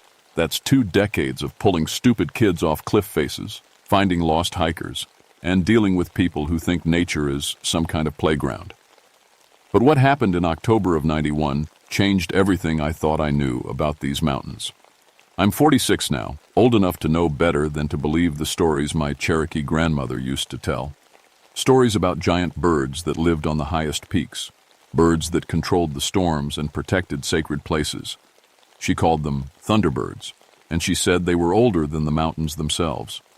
I always figured they were just stories meant to keep kids from wandering too far into dangerous places. My dad was Irish, worked the coal mines until black lung killed him. That's what made me want to protect these mountains instead of digging holes in them. Mom was full Cherokee, but she died when I was 12. After that, I pretty much ignored that side of my family. Figured the old ways were just superstition. The Endless Wall Trail is where I spend most of my time. It's a section of massive sandstone cliffs that drop 400 feet straight down to the New River. The rock faces are perfect for climbing, which means they're perfect for getting people killed. I've pulled more bodies off those walls than I care to remember. October in West Virginia is usually beautiful. The leaves turn every color you can imagine, and the air gets that crisp feel that makes you want to spend all day outside. But October of '91 was different. For 3 weeks straight, we'd been getting these weird electromagnetic storms. They weren't like normal thunderstorms. The lightning came without rain, and it made all our radio equipment go crazy. I remember the morning it started because I couldn't get my truck radio to work. Every time I ride to call dispatch, all I got was this high-pitched shrieking sound like metal being scraped against metal. My climbing gear was acting weird too. My carabiners kept sticking together like they were magnetized, and my rope had this strange electric feeling when I touched it. The call came in around 10 in the morning. A climber was stuck on one of the impossible-to-reach ledges about 300 feet up Endless Wall. The voice on the radio was breaking up bad, but I caught enough to know it was serious. The guy had been there all night, and with helicopter rescue out of the question because of the electromagnetic interference, it was up to me to get him down. I'd done hundreds of technical rescues. I knew every crack in that rock face, every handhold, every place where you could anchor a rope. I had all the latest gear, dynamic ropes, spring-loaded camming devices, figure-8 descenders. I followed every safety protocol in the book.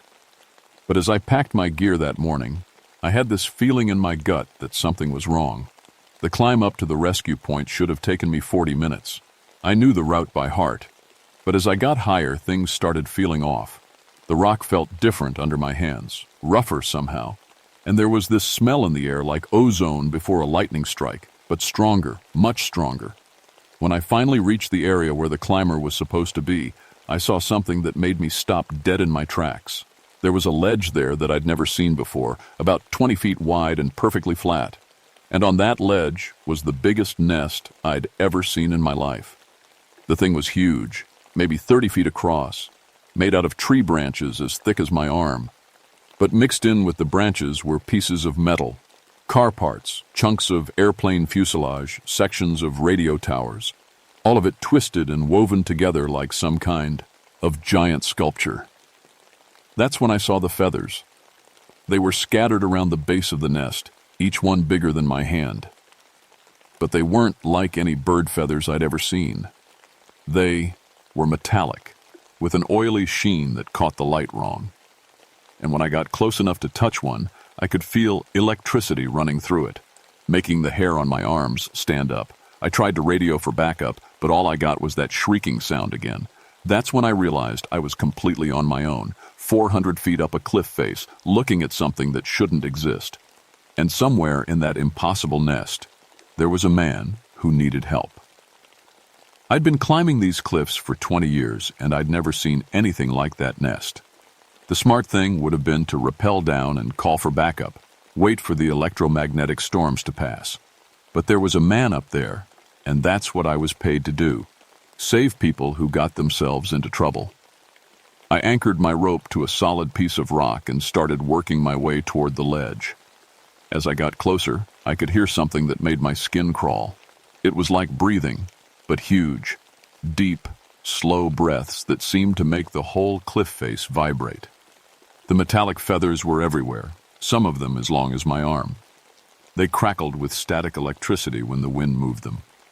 I picked one up, and it was warm to the touch, like it had been sitting in sunlight. But we were in shadow, and the day was cool. That's when I heard the voice. "Help, please." It was coming from inside the nest. The climber was alive. I clipped into my safety line and rappelled down to the ledge. The nest was even bigger up close, towering over me like a small building. The branches were woven together so tightly I couldn't see inside, but I could hear movement in there, weak, like someone who hadn't had water in a long time. "I'm here to help," I called out. "I'm a park ranger.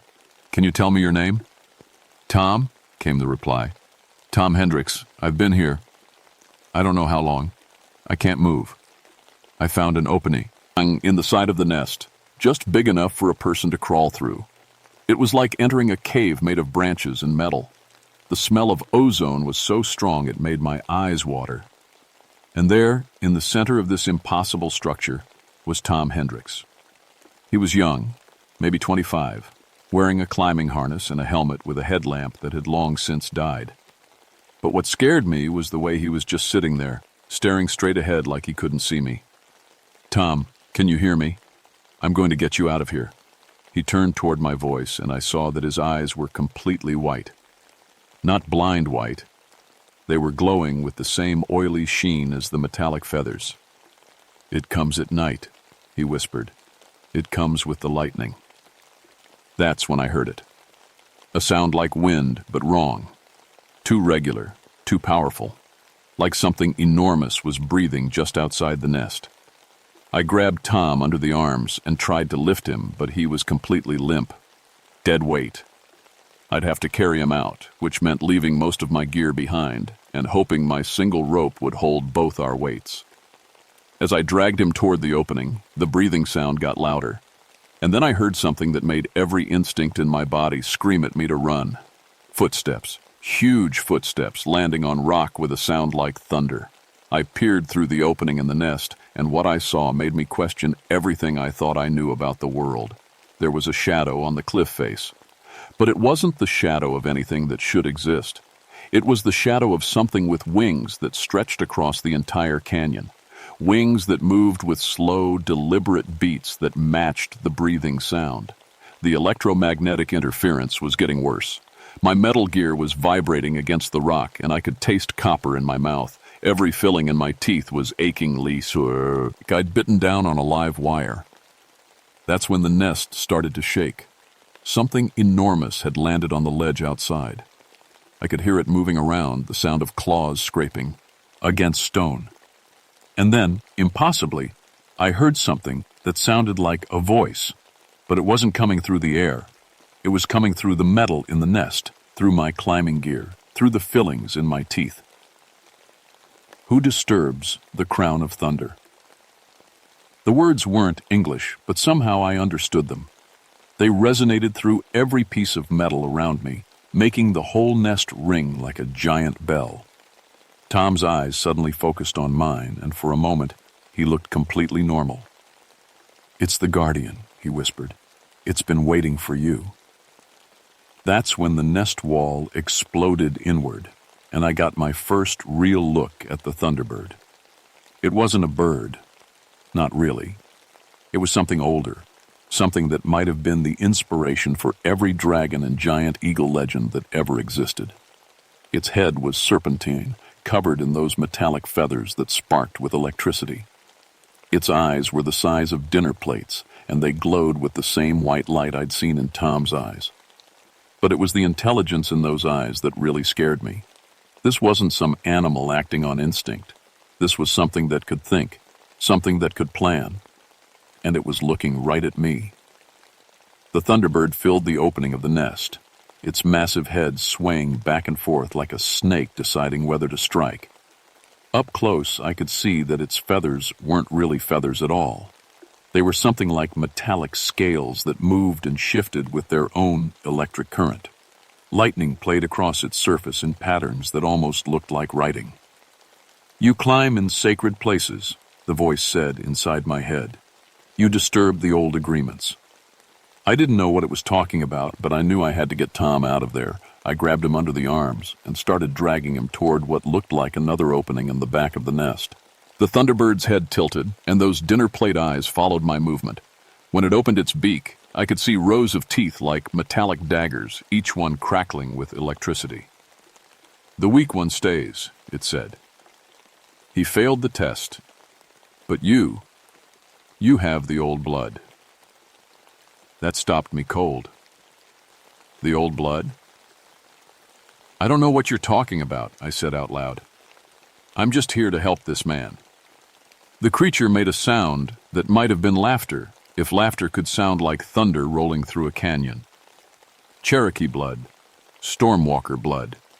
You should know the old ways." My grandmother's stories came flooding back. The thunderbird that lived on the highest peaks, that controlled the storms and tested the worth of those who dared to climb in sacred places. I'd always thought they were just stories. Tom suddenly grabbed my arm with surprising strength. His white glowing eyes were wide with terror. "It took the others," he whispered. "3 other climbers. They're still here somewhere. It keeps the ones who fail." As if summoned by his words, I heard movement from deeper in the nest. Shuffling footsteps and voices that sounded hollow and far away. People talking, but not to each other. Just talking. "Sarah was supposed to meet me at the bottom," one voice said. "I told her I'd be down by sunset." "My kids are waiting for me," said another. "They don't know where I am." "The storm came so fast," said a third. "The lightning was so beautiful." Tom's grip on my arm tightened. "They've been like that for months, some of them for years. It keeps them here, in the deep parts of the nest. They just talk about the lives they used to have." The thunderbird's head moved closer, and I could feel heat radiating from its body. The smell of ozone was so strong now that I could barely breathe. "They came seeking conquest," it said. "They saw the sacred walls as challenges to overcome. They climbed without respect, without understanding. They failed the test of worthiness." "What test?" I managed to ask. "The test of the storm. Can you climb when the mountain itself fights you? Can you respect the power of the sky spirits? Can you put the sacred above the self?" As it spoke, the electromagnetic interference grew stronger. My climbing gear was vibrating so violently I had to hold on to it to keep it from flying apart. But more than that, I could feel the storm building outside. Real thunder now, rolling across the canyon like artillery. "Your test begins now, Stormwalker." The thunderbird pulled its head back, and suddenly the whole nest was filled with lightning. Not normal lightning, this was controlled, deliberate. Bolts of electricity danced between the metallic branches, creating a cage of pure energy around me and Tom. And then the rain started. But it wasn't falling down. It was falling up. Drops of water were being pulled up from the river 400 feet below, creating a reverse waterfall that made the cliff face slick and treacherous. "You have to leave me," Tom said. His voice was getting weaker, and those glowing eyes were starting to dim. "It doesn't want me anymore. I already failed. But you might have a chance." The voices from the deep parts of the nest were getting louder, more urgent. "The storms are beautiful," they chanted in unison. "The lightning shows the way. The thunder calls us home." I realized they weren't just talking randomly. They were being controlled, made to speak the thunderbird's words. And if I failed this test, I'd be joining them. The thunderbird's massive form lifted off the ledge, and suddenly I could see the full scope of what I was dealing with. Its wingspan had to be over 100 feet. Its body was covered in those metallic feathers that sparked and crackled with each beat of its wings. And as it rose into the storm clouds, it began to sing. The song wasn't made of sound, but it was made of electricity and electromagnetic pulses that I felt in my bones. It was beautiful and terrible, and it made every piece of metal on the mountain ring in harmony. The cliff face around the nest began to change. Handholds disappeared. New cracks appeared in places I was certain had been solid rock moments before. The whole mountain was being reshaped by the creature's power. "Climb," the voice said. "Climb through the storm. Reach the crown of thunder before the lightning takes you. Prove that Cherokee blood still remembers the old ways." I looked up and saw what it meant. At the very top of the cliff, maybe 200 feet above the nest, there was a platform of rock I'd never seen before. It glowed with the same white light as Tom's eyes, and lightning was striking it over and over again. That was where I had to go. Through a supernatural storm, up a cliff face that was changing beneath my hands, while a creature older than human memory tested my worthiness. And if I failed, I'd spend eternity in the deep parts of the nest, talking about the life I used to have. I left Tom in the nest. I had to. He was already lost, already part of the Thunderbird's collection.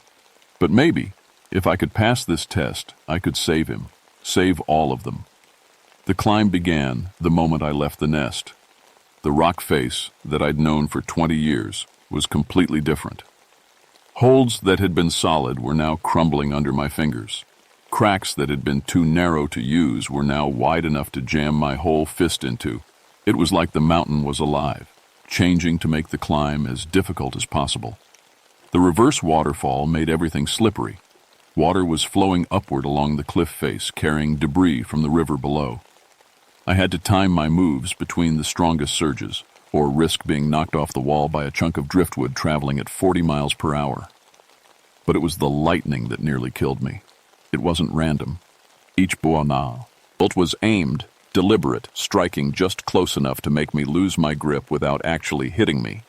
The Thunderbird was playing with me, testing my reactions, my determination. "This is how they all fail," its voice echoed in my head. "They climb for themselves, for conquest, for the story they will tell." My grandmother's voice came back to me then, words I hadn't thought about in 30 years. "The mountain doesn't care if you're strong, Isaiah. It only cares if you're humble." I stopped climbing for a moment and pressed my forehead against the wet rock. "I'm not climbing for myself," I said out loud. "I'm climbing for Tom, for the others you've trapped, for the sacred places you protect." The lightning stopped. For maybe 10 seconds, there was perfect silence except for the sound of water flowing upward. I could feel the Thunderbird's attention focused on me like a physical weight. "Prove it." The cliff face changed again, but this time it became easier. Holds appeared exactly where I needed them. The upward flowing water formed channels that I could use as guides.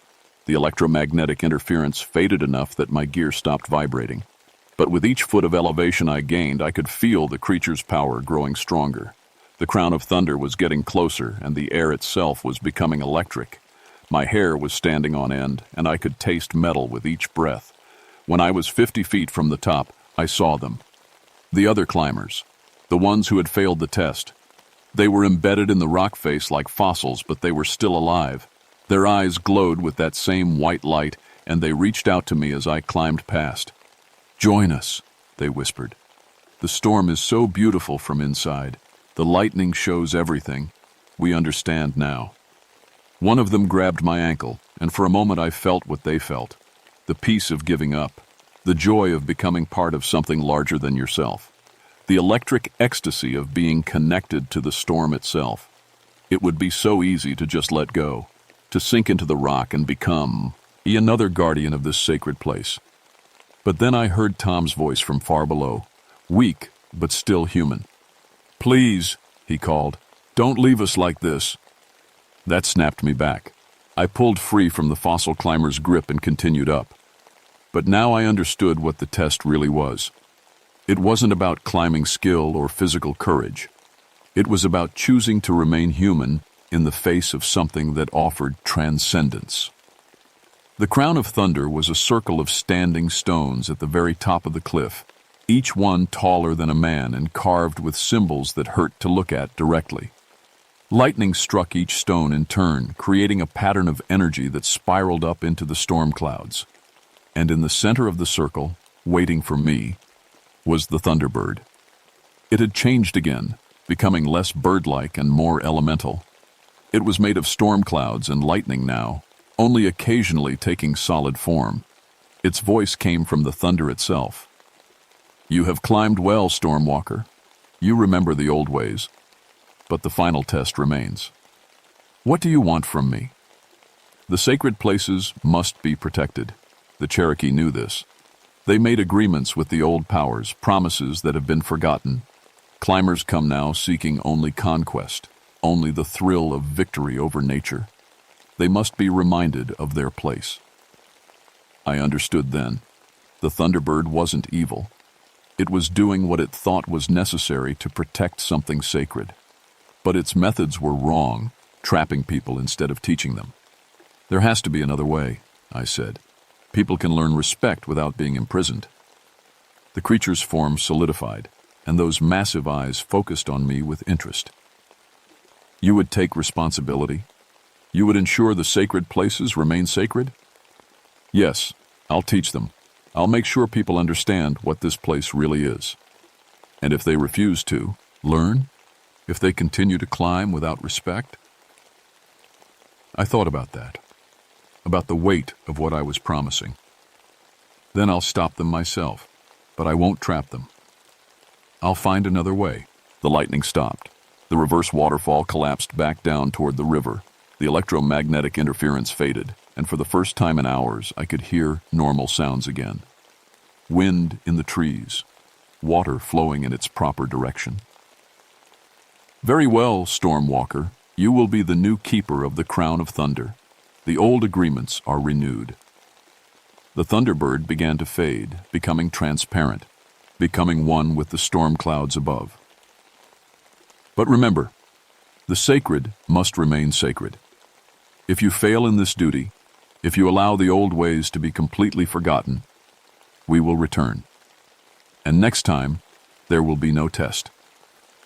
Then it was gone, and I was alone on top of the cliff with nothing but the standing stones and the fading rumble of thunder in the distance. The climb down was the hardest thing I'd ever done in my life, not because of the rock or the weather. The Thunderbird had restored the cliff face to its normal configuration, but because of what I found waiting in the nest. Tom was awake, his eyes normal brown instead of that electric white. The other voices from the deep parts of the nest had gone silent, and scattered around the ledge were 3 more people, all unconscious but breathing normally. The climbers who had been trapped were free, but they remembered nothing except dreams of flying and storms that called their names. Tom looked at me with confusion when I asked him about the Thunderbird. "What bird?" he said. "I fell during that weird lightning storm and hit my head on a ledge. You must have rappelled down and found me. Thanks, man. I owe you one." The rescue helicopter arrived an hour later, as soon as the electromagnetic interference cleared up. They airlifted all 4 climbers to the hospital in Charleston. All of them recovered completely, though the doctors couldn't explain why their blood work showed traces of electrical activity for weeks afterward. I wrote up the official report as a routine rescue operation. Climbers caught in unusual weather conditions, no permanent injuries, equipment malfunction due to electromagnetic anomalies. Nobody questioned it. These mountains are full of weird weather and strange accidents. But things changed for me after that day. I started having dreams about storms. I could predict weather changes days in advance, feeling them in my bones. Metal objects would stick to my hands if I wasn't careful, and sometimes I'd catch myself humming songs that sounded like thunder. More importantly, I started reaching out to the Cherokee community. My grandmother's sister was still alive, living on the reservation in North Carolina. She wasn't surprised when I called her. "Wondered when you'd come back to us," she said. The old ones have been dreaming about you. I learned the real stories then. The Thunderbird wasn't just legend. It was one of many guardian spirits that protected sacred sites throughout Cherokee territory. The agreements she'd mentioned were real, traditional protocols for interacting with dangerous places. Prayers to say, offerings to leave, ways to show respect. I incorporated these traditions into my ranger duties. Not officially. That would have caused too many problems with government regulations. But I started giving talks to climbing groups about respecting sacred sites. I developed unofficial guidelines that most of the experienced climbers in the area learned to follow. The climbing community in West Virginia is small and tight-knit. Word spreads fast when someone knows what they're talking about. Within a year, most serious climbers knew that certain routes were off-limits during storms, that offerings should be left at certain spots, that some places required special respect. There haven't been any more disappearances on Endless Wall, but sometimes during the big electrical storms we still get every October, I climb up to the Crown of Thunder and check the standing stones. They're still there, still active, still connected, to something larger than human understanding. And sometimes, just sometimes, I see a shadow with wings too large to belong to any earthly bird, circling high above the sacred places. The other day, a young climber approached me about attempting a new route on the most dangerous part of Endless Wall. When I told him about the spiritual significance of the area and asked him to choose a different climb, he laughed. "Come on, old man," he said. "You don't really believe that Indian stuff, do you?" That night, the storms were particularly intense, and the next morning, that same climber came to find me, looking pale and shaken. "I had the weirdest dream," he told me, "about flying, and this voice that said the mountains were watching. Maybe I'll try a different route after all." I smiled and handed him a small bundle of tobacco, the way my grandmother's sister had taught me. "Leave this at the base of the cliff," I told him. "It's just tradition, but some traditions exist for good reasons." He took it without arguing. The Thunderbird was right about one thing. People can learn respect. They just need the right teacher. And sometimes they need to be reminded that we're not the only intelligence in these mountains. I'm 56 now, still patrolling these cliffs, still keeping the old agreements alive. My Cherokee name is Stormwalker, given to me in a ceremony I never thought I'd be worthy of. My Irish name is still Isaiah Crowfeather, park ranger, technical rescue specialist. But in my dreams, I fly above the sacred places, and the lightning shows me everything I need to protect. The Crown of Thunder is still waiting on the highest peak, and I'm still its keeper, making sure the sacred remains sacred, one climber at a time. Some storms you weather, others you learn to dance with. The Thunderbird taught me the difference.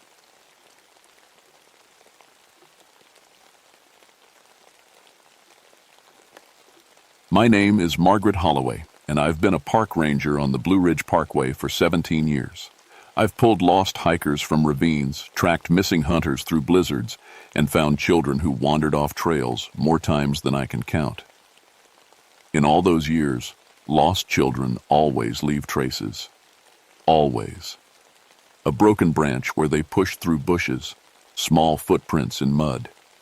A candy wrapper dropped along the path. Something. But the children I found on Grandfather Mountain in September of 1977 left no trace at all. People around here tell stories about kids who live in the mist.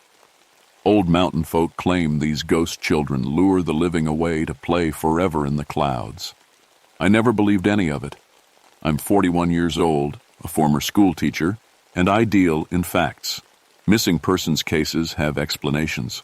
Weather patterns follow rules. Children who disappear can be found if you know where to look. That September was different, though. The weather had gone crazy.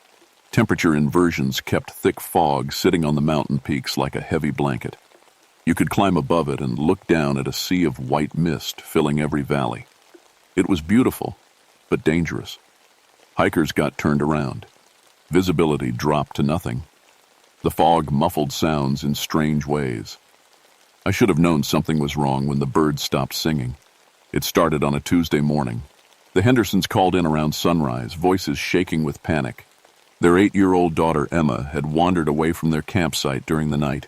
They'd been camping at the Rough Ridge Overlook, one of the higher spots along the parkway. When they woke up, her sleeping bag was empty and the tent flap hung open. She heard children playing, Mrs. Henderson told me over the radio, her words broken by static. Said she wanted to join them. We told her no, it was too late. Too for Augie. But when we woke up, her voice cracked. I grabbed my gear and drove up the mountain road. The fog was thick that morning, so thick I had to use my headlights even though the sun was up. It clung to everything like wet cotton. My radio crackled with interference. The temperature felt wrong too, cold spots mixed with warm pockets that made no sense. At the Henderson campsite, I found exactly what I expected to find. Small sneaker prints leading away from the tent, heading toward the trail that led down into the fog-filled valley. The parents huddled together by their truck, eyes red from crying and no sleep. "Which way did the voices come from?" I asked. Mr. Henderson pointed toward the trail. "Down there, in the mist. Sounded like a bunch of kids playing games. Ring Around the Rosie, maybe. Or London Bridge." I followed Emma's tracks to the edge of the fog line where the white mist rose up from the valley like a wall. Her small footprints were clear in the dirt. Then they just stopped. Not faded or washed away by moisture. Stopped, like she'd been lifted into the air. I called for backup and started my search pattern anyway. Standard procedure. But my radio kept cutting out. My compass needle spun like it couldn't find north. And somewhere below me, in that thick white fog, I heard something that made my skin crawl. Children laughing, playing games, singing songs.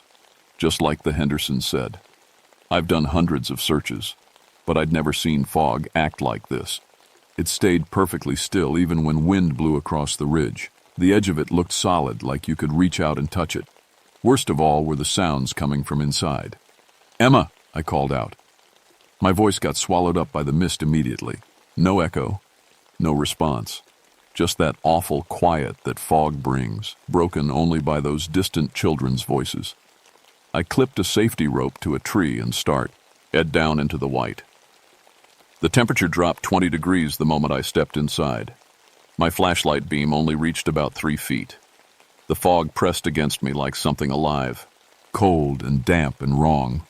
The sounds were clearer now, children singing "Ring Around the Rosie" over and over. But something was off about it. The words were different, older.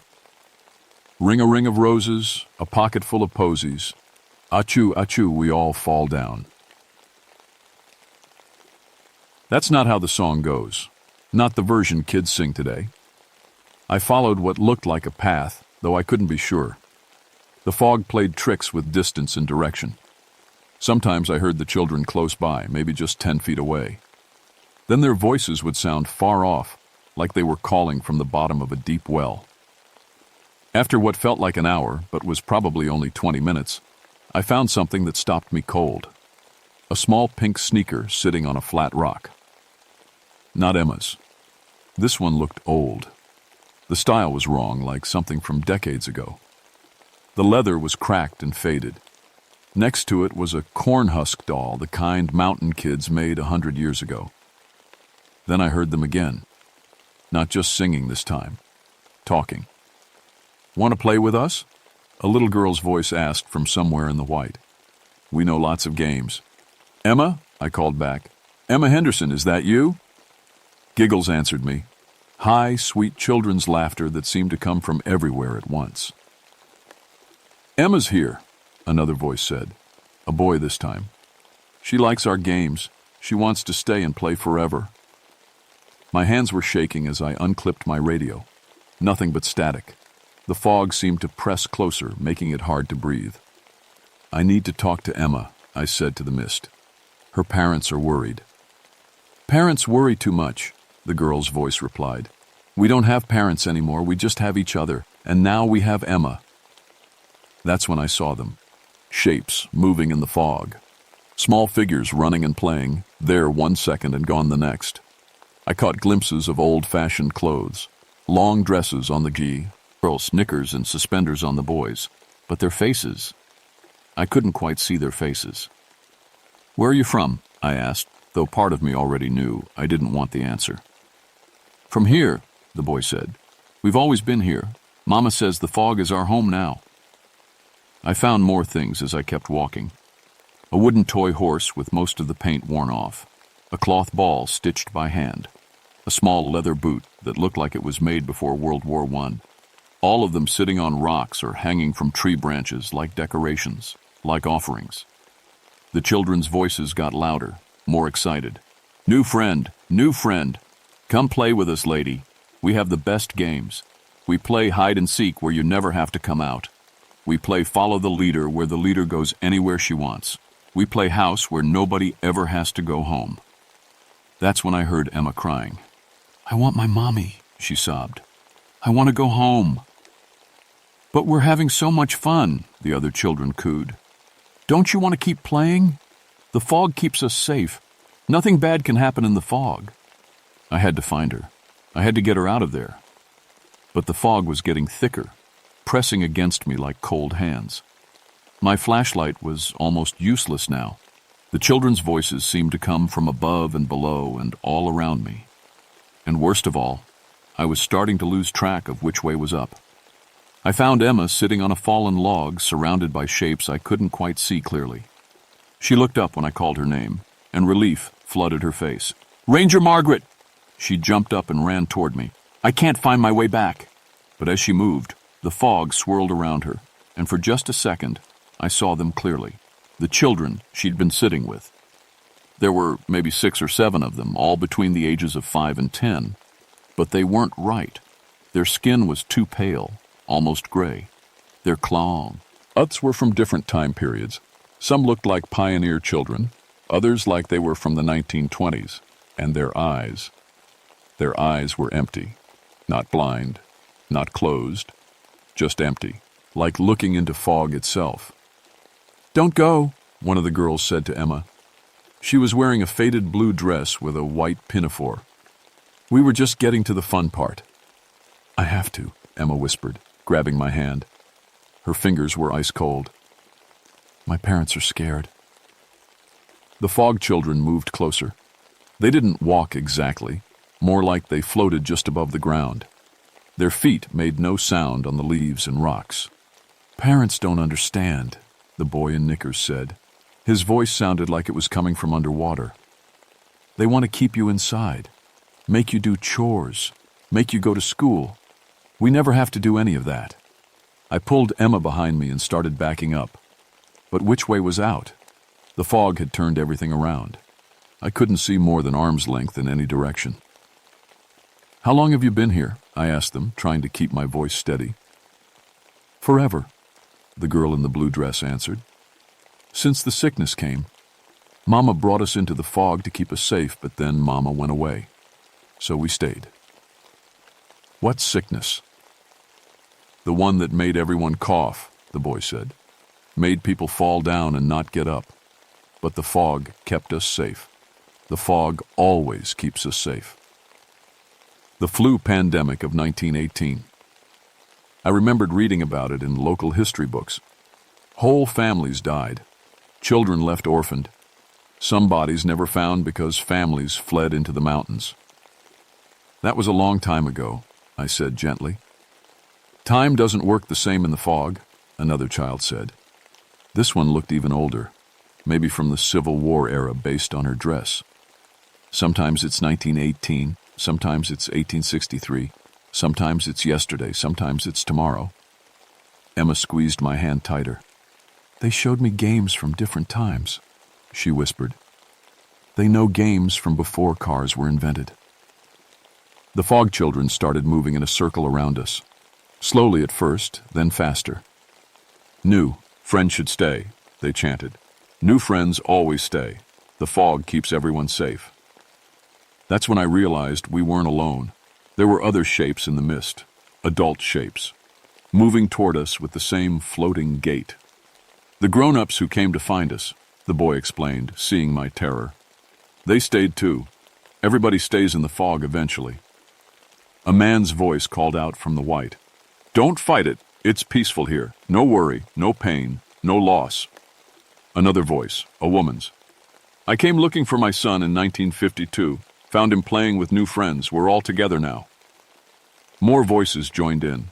Men, women, teenagers. All of them had come into the fog looking for someone. None of them had left. "Your daughter's here too," the woman's voice said, and my blood went ice cold. "Sweet little Katie. She's been waiting for you, Margaret. Waiting for so long." "My daughter is dead," I whispered. "Dead, yes, but not gone. She's here in the fog with us. The fog keeps everyone who belongs here." Then I heard it, a voice I'd dreamed about every night for 3 years. "Mommy. Katie. My Katie, who died of leukemia when she was 7. Who I held as she took her last breath in a hospital bed. Who I buried on a rainy Tuesday in spring. Mommy, I missed you so much." The fog swirled and I saw her. My little girl, wearing the yellow dress I buried her in. She looked exactly the same as the day she died, except her eyes were empty fog gray like the others. "It's not her," I told myself, backing away with Emma still clutching my hand. "It's not real." "I'm real, Mommy. I'm here. I've been waiting for you to come play with us." The fog children had stopped circling. They were all watching me now, waiting to see what I would do. Emma tugged on my jacket. "We have to go, please. I want to see my real Mommy and Daddy." But Katie was walking toward us now, her arms reaching out for a hug I'd dreamed about for 3 years. "Don't you miss me, Mommy? Don't you want us to be together again?" Every fiber of my being wanted to run to her, to hold Katie again, to tell her how sorry I was that I couldn't save her from the cancer, to have my little girl back, even if it meant staying in this cursed fog forever. But Emma's small hand in mine kept me grounded. She was alive. She had parents waiting for her. And deep down, I knew this wasn't really Katie. "You're not my daughter," I said, though the words felt like swallowing glass. The Katie thing smiled sadly. "I am, and I'm not. I'm what's left of her love for you. What's left of your love for her." The fog gathered it all up and made me real. The fog doesn't make anything real. It just traps things that should be free to go. All the fog children moved closer now. The adults too. I could hear them whispering. Dozens of voices, all saying the same thing. "Stay. Stay with us. Stay where it's safe." "This isn't safe," I told them. "This is hiding. This is being afraid to let go." "Letting go hurts," the boy in knickers said. "Yes," I agreed. "It does. But holding on when you should let go hurts worse." I looked at the Katie thing again. God, she looked so real, so much like my baby girl. "You're not afraid anymore, are you?" I asked her. She shook her fog-gray head. "No, Mommy, I'm not afraid. But I'm lonely. We're all lonely."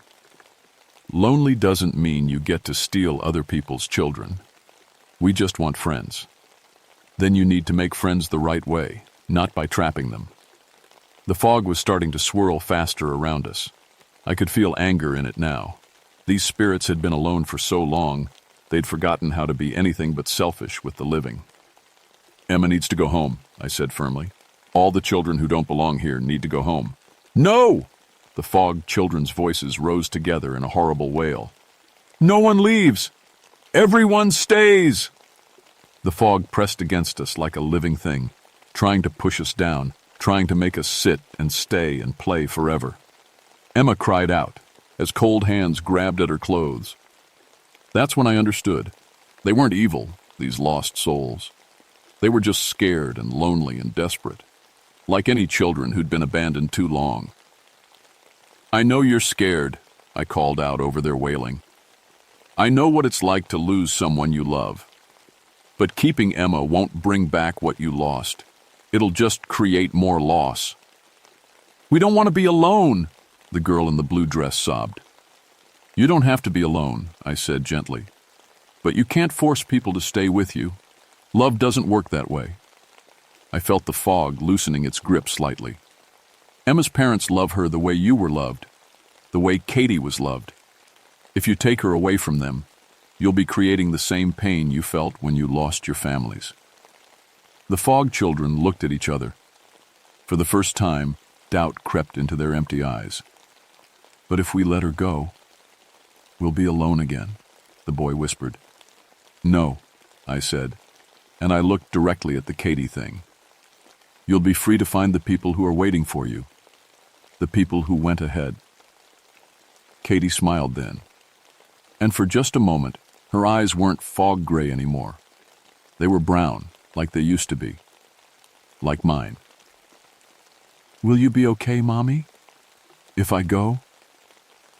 I was crying now, tears I'd held back for 3 years, finally breaking free. "I'll be okay, baby girl. I'll miss you forever, but I'll be okay." She nodded and walked over to the other Fog children. One by one, they began to fade, becoming lighter and more transparent.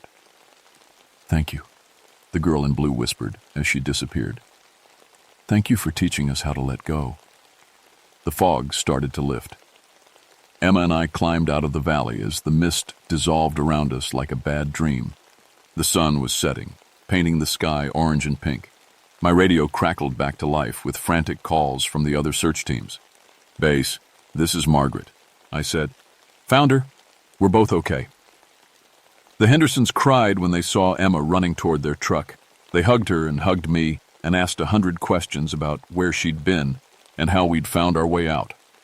I told them she'd gotten turned around in the fog and taken shelter under a rock overhang until the mist cleared. It was a lie, but it was a lie that let them sleep at night. The official report listed it as a standard missing child case resolved through normal search procedures. Weather conditions caused temporary communication difficulties and visibility issues. Nobody mentioned the voices in the fog or the children who shouldn't exist. But I knew better. And sometimes, on foggy nights, other rangers would radio in with strange reports. Children's laughter coming from empty valleys. Voices calling for help that led nowhere. Footprints that started and stopped with no explanation. I started carrying extra flashlights and blankets in my truck after that. Not for the living lost souls I might find, but for the dead ones who might finally be ready to move on. Because I learned something important in that fog. Sometimes the dead need help finding their way to whatever comes next, just like the living do. 3 months later, I visited Katie's grave for the first time since the funeral.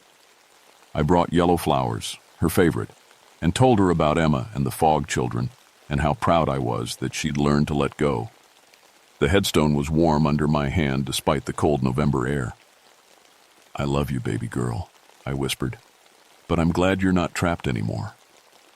A breeze stirred the leaves around the grave, and just for a second I could have sworn I heard her giggle. Happy laughter, free and clear, and heading toward something bright. I still work search and rescue. I still find lost children. But now I know that sometimes the children who are lost aren't the ones we're looking for. Sometimes they're the ones calling for help from places we can't see, begging us to remember them and love them and then help them find their way home. The fog still rolls through the Blue Ridge Mountains. It probably always will. But these days, when I hear children playing in the mist, I hear something different in their voices. I hear peace. Margaret Holloway retired from the National Park Service in 1995. She spent her final years volunteering with grief counseling groups and organizing memorial services for children who died in historical epidemics throughout Appalachian communities. She passed away peacefully in 2018 and is buried next to her daughter Katie in the Grandfather Mountain Cemetery, where visitors sometimes report hearing gentle laughter on foggy mornings.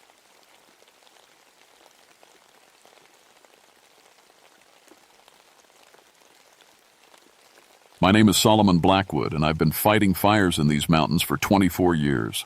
I thought I knew every way flame could behave. But what burned on Roan Mountain that spring made me question everything I believed about fire, about these mountains, and about my own Cherokee blood. It was April 1972, the worst drought anyone could remember. The mountains were dry as old bones. Every morning I climbed the metal stairs to my fire tower, 8 miles from the nearest road. Up there, surrounded by nothing but wind and sky, I watched for the first signs of smoke. The tower swayed in the wind. creaking like an old ship. My radio crackled with static. Sometimes I wouldn't talk to another human being for days. Just me, the mountains, and the constant fear that somewhere out there, a spark was waiting to become a monster. I was 52 then, old enough to know better than to believe in ghost stories. My grandmother used to tell me about fire spirits, about how the Cherokee once used controlled burns to keep the forest healthy. But I was a modern man with modern equipment: thermometers, wind gauges, radio equipment. Science, not superstition. The flame azaleas were starting to bloom that April, turning the mountainsides orange and red. Beautiful, but dangerous too. Those flowers meant dry conditions, fire weather. My father was Cherokee, my mother Irish. Dad never talked much about the old ways. When he was a boy, developers had burned out his family's farm. Fire's just fire, he used to say. Nothing magic about it. I believed him. From my tower, I could see the ancient balds, open grasslands where Cherokee ceremonies used to happen. Developers wanted to build condos up there. They'd already started clearing some of the sacred sites, pushing over old burial grounds with their bulldozers. The Cherokee Nation was fighting them in court, but legal battles motul, slow. Meanwhile, the machines kept working. That morning in April, I noticed something odd. The wind was blowing east to west, but I could see heat shimmer rising in 3 perfect circles on the far ridge.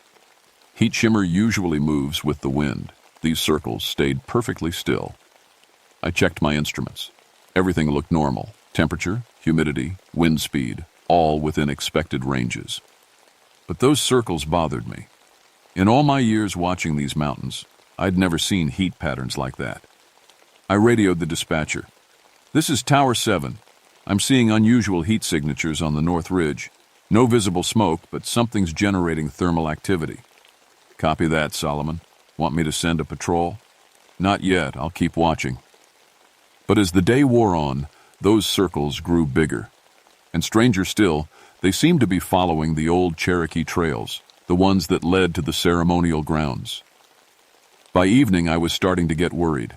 The drought had everyone on edge. One spark could burn half the mountain. I decided to hike down and investigate in the morning. That night, lying in my small cabin below the tower, I dreamed about my grandmother. She was young again, standing in a circle of fire that didn't burn. "The spirits are waking up, Solomon," she said. "They're angry about what's happening to their sacred places." I woke up sweating. Just a dream, I told myself. But when I climbed the tower at sunrise, those 3 circles had become 6, and now I could see tiny wisps of smoke rising from each one. Something was happening on my mountain, something that didn't fit in any fire safety manual I'd ever read. The first patrol found the fires just after noon. I guided the crew by radio, watching through binoculars as their truck bounced up the old logging road. "Tower 7, this is Unit 12. We've reached the first site. This is weird." "Solomon, describe what you see." "It's a perfect circle, maybe 20 feet across. Everything inside the circle is burned clean, but the grass right outside the line is completely green. Never seen anything like it." I felt a chill despite the warm spring air. "Any idea what started it?" "No lightning strikes reported. No evidence of human activity. And get this, it only burned certain plants. The flame azaleas are gone, but the oak saplings right in the middle are untouched." That didn't make sense. Fire doesn't pick and choose what to burn based on species. It burns whatever fuel is available. "Check the other sites," I told them. Each circle was identical, perfect rounds of burned earth with green grass right up to the edge. The crew chief, Jim Martinez, had been fighting fires almost as long as me. When he got back to the station, his voice was shaky. "Solomon, I've seen grass fires jump roads and leave houses standing. I've seen crown fires skip over wet areas, but I've never seen fire burn in perfect circles and leave half the fuel untouched." That evening, I hiked down to see for myself. The first circle was exactly as Jim described. The burned area was cool to the touch, even though the fire had apparently been burning all day. I knelt down and put my hand on the ash. It felt warm, but not hot. Comfortable, almost. In the center of each circle, the earth was marked with symbols, not burned into the ground, carved like someone had used a sharp tool. The symbols looked familiar, but I couldn't place them. I was taking pictures when I heard footsteps. Tommy Crow, an old Cherokee firefighter, emerged from the tree line. He was supposed to be retired, but he still showed up whenever there was trouble on the mountain. "You know what those symbols mean?" I asked him. Tommy studied the marks for a long time. His face was serious, worried. "These are old symbols, Solomon. Cleansing marks. The kind our ancestors used in fire ceremonies." "Come on, Tommy. Someone carved these. Maybe kids playing pranks. Kids don't know these symbols. Haven't been us in over 100 years. He looked around the circle. "This is a cleansing fire. The spirits are burning away something that doesn't belong."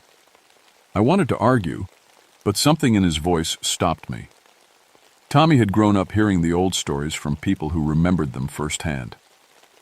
What would they be cleansing? Depends. Could be sickness in the land. Could be anger at how the sacred places are being treated. He pointed toward the development site. Could be both. That night, I couldn't sleep.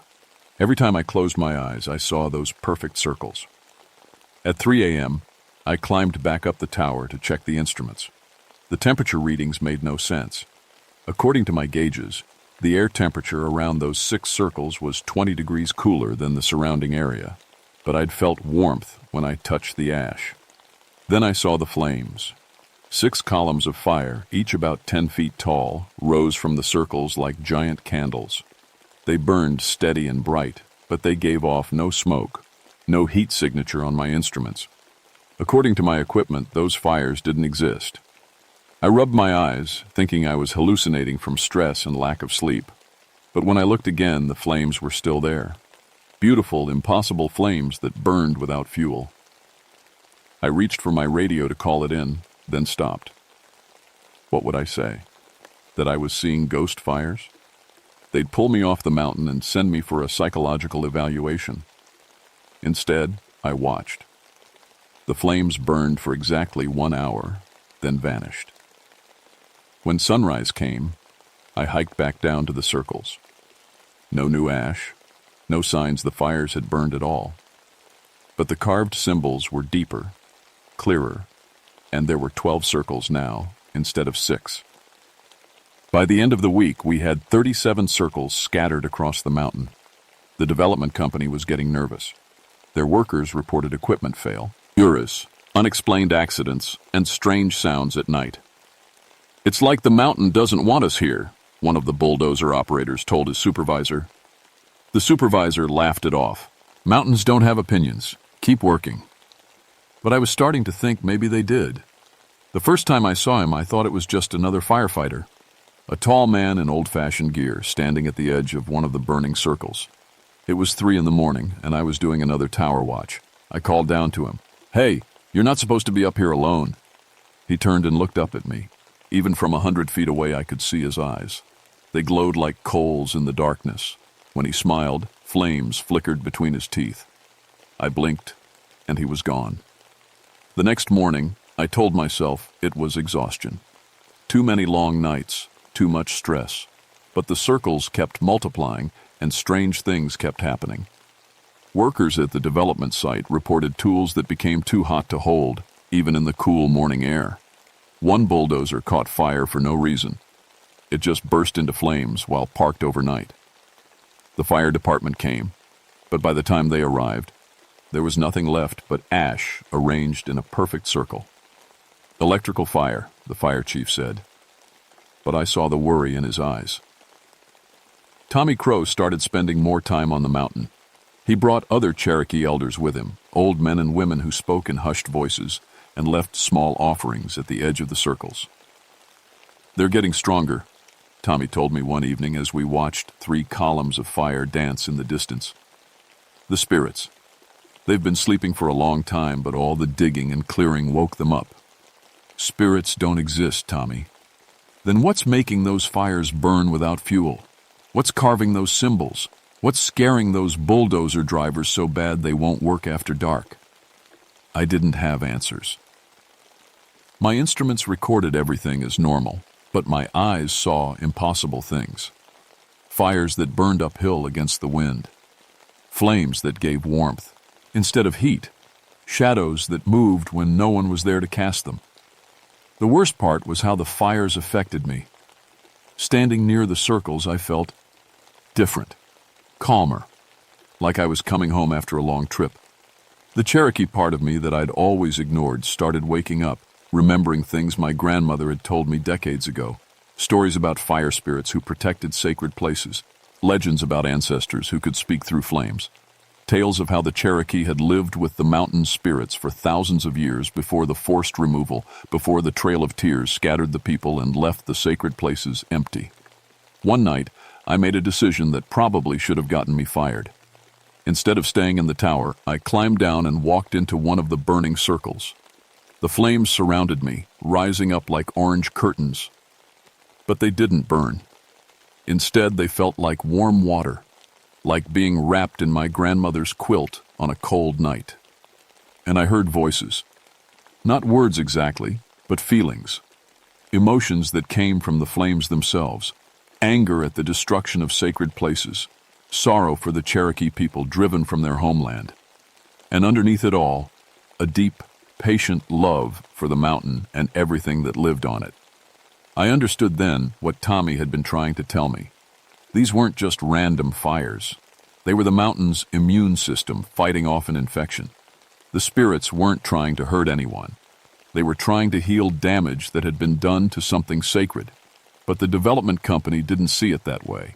They brought in more equipment, bigger machines. They started working around the clock, racing to clear the land before whatever was causing the electrical problems could stop them. That's when the spirits decided to stop being gentle.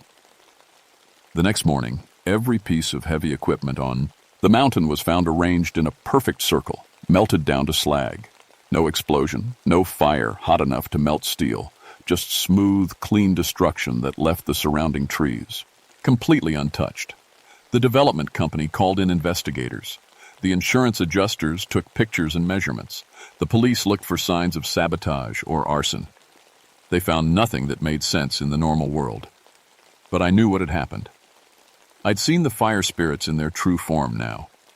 Not the gentle flames that had comforted me, but the fierce protectors that could burn hot enough to melt metal while leaving a blade of grass unharmed.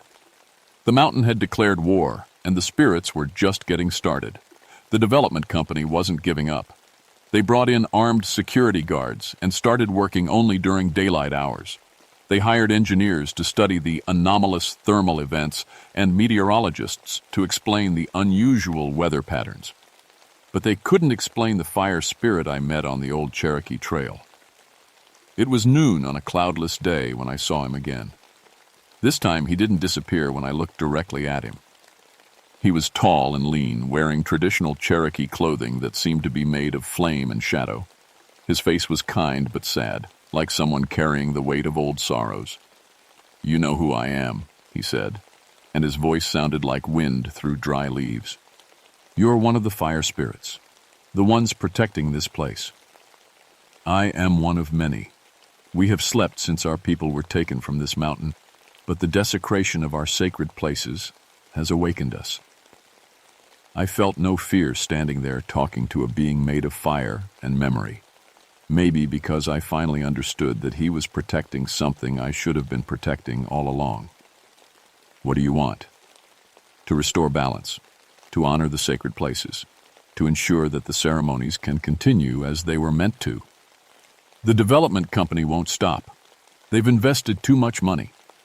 The spirit's eyes flared brighter. "Then they will learn that some things are more valuable than money." That afternoon, the mountain caught fire. Not the slow, spreading wildfire I'd spent my career fighting. This was different. Walls of flame erupted simultaneously at dozens of points, creating a ring of fire around the development site. But instead of burning outward like normal fire, these flames burned inward, closing the circle. I watched from my tower as construction workers ran for their vehicles, only to find the access road blocked by a curtain of fire that rose 50 feet into the air. They were trapped, but strangely, none of them seemed to be in immediate danger. The flames weren't trying to hurt anyone, They were just waiting. I radioed the dispatcher. "This is Tower 7.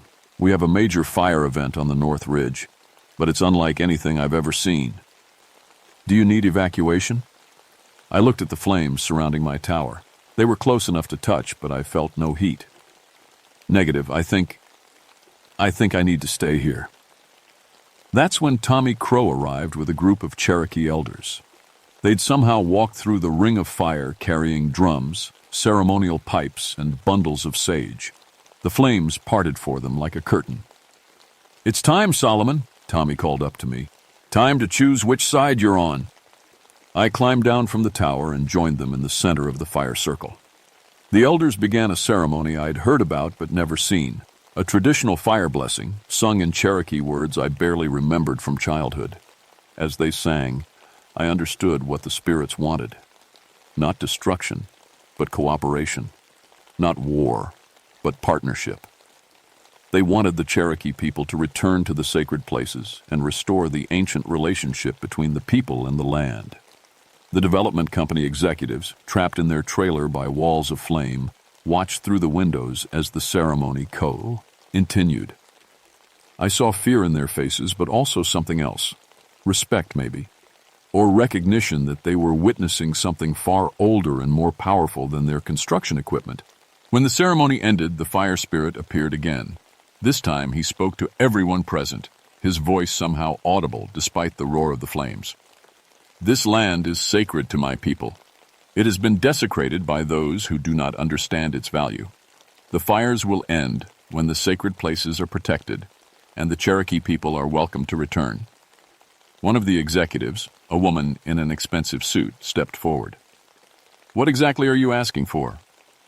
"Partnership," the spirit said.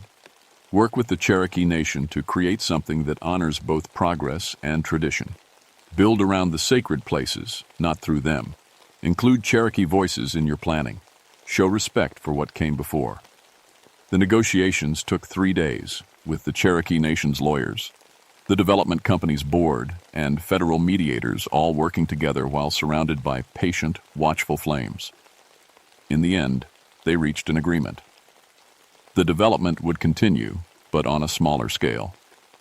The sacred sites would become a protected cultural preserve. The Cherokee Nation would have permanent representation on the planning committee.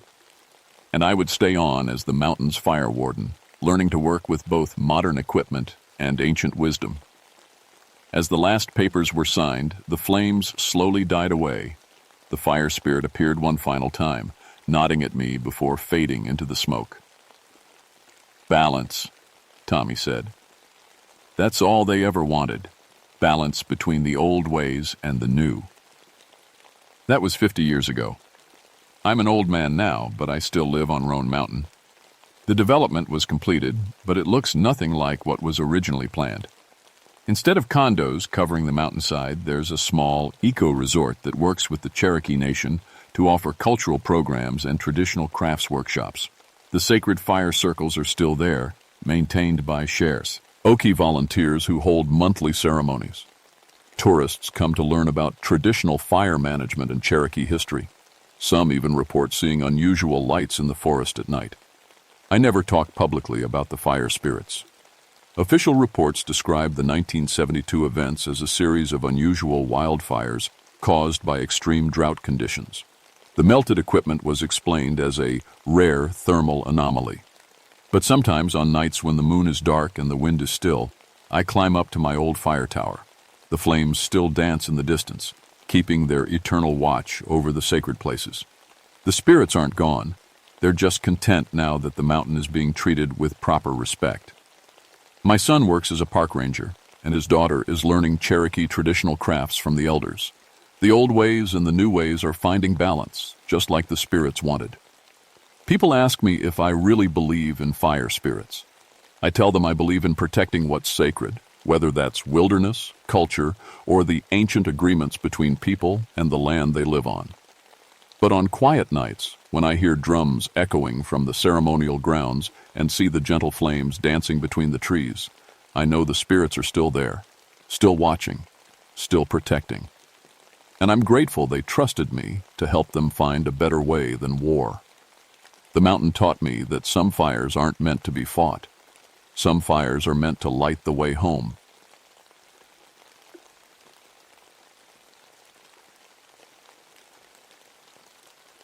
My name is Duncan McReady, and I've been a park ranger for 21 years. I've seen bears tear through campsites, watched lightning split ancient trees in half, and pulled lost hikers from ravines so deep the sun never touches bottom.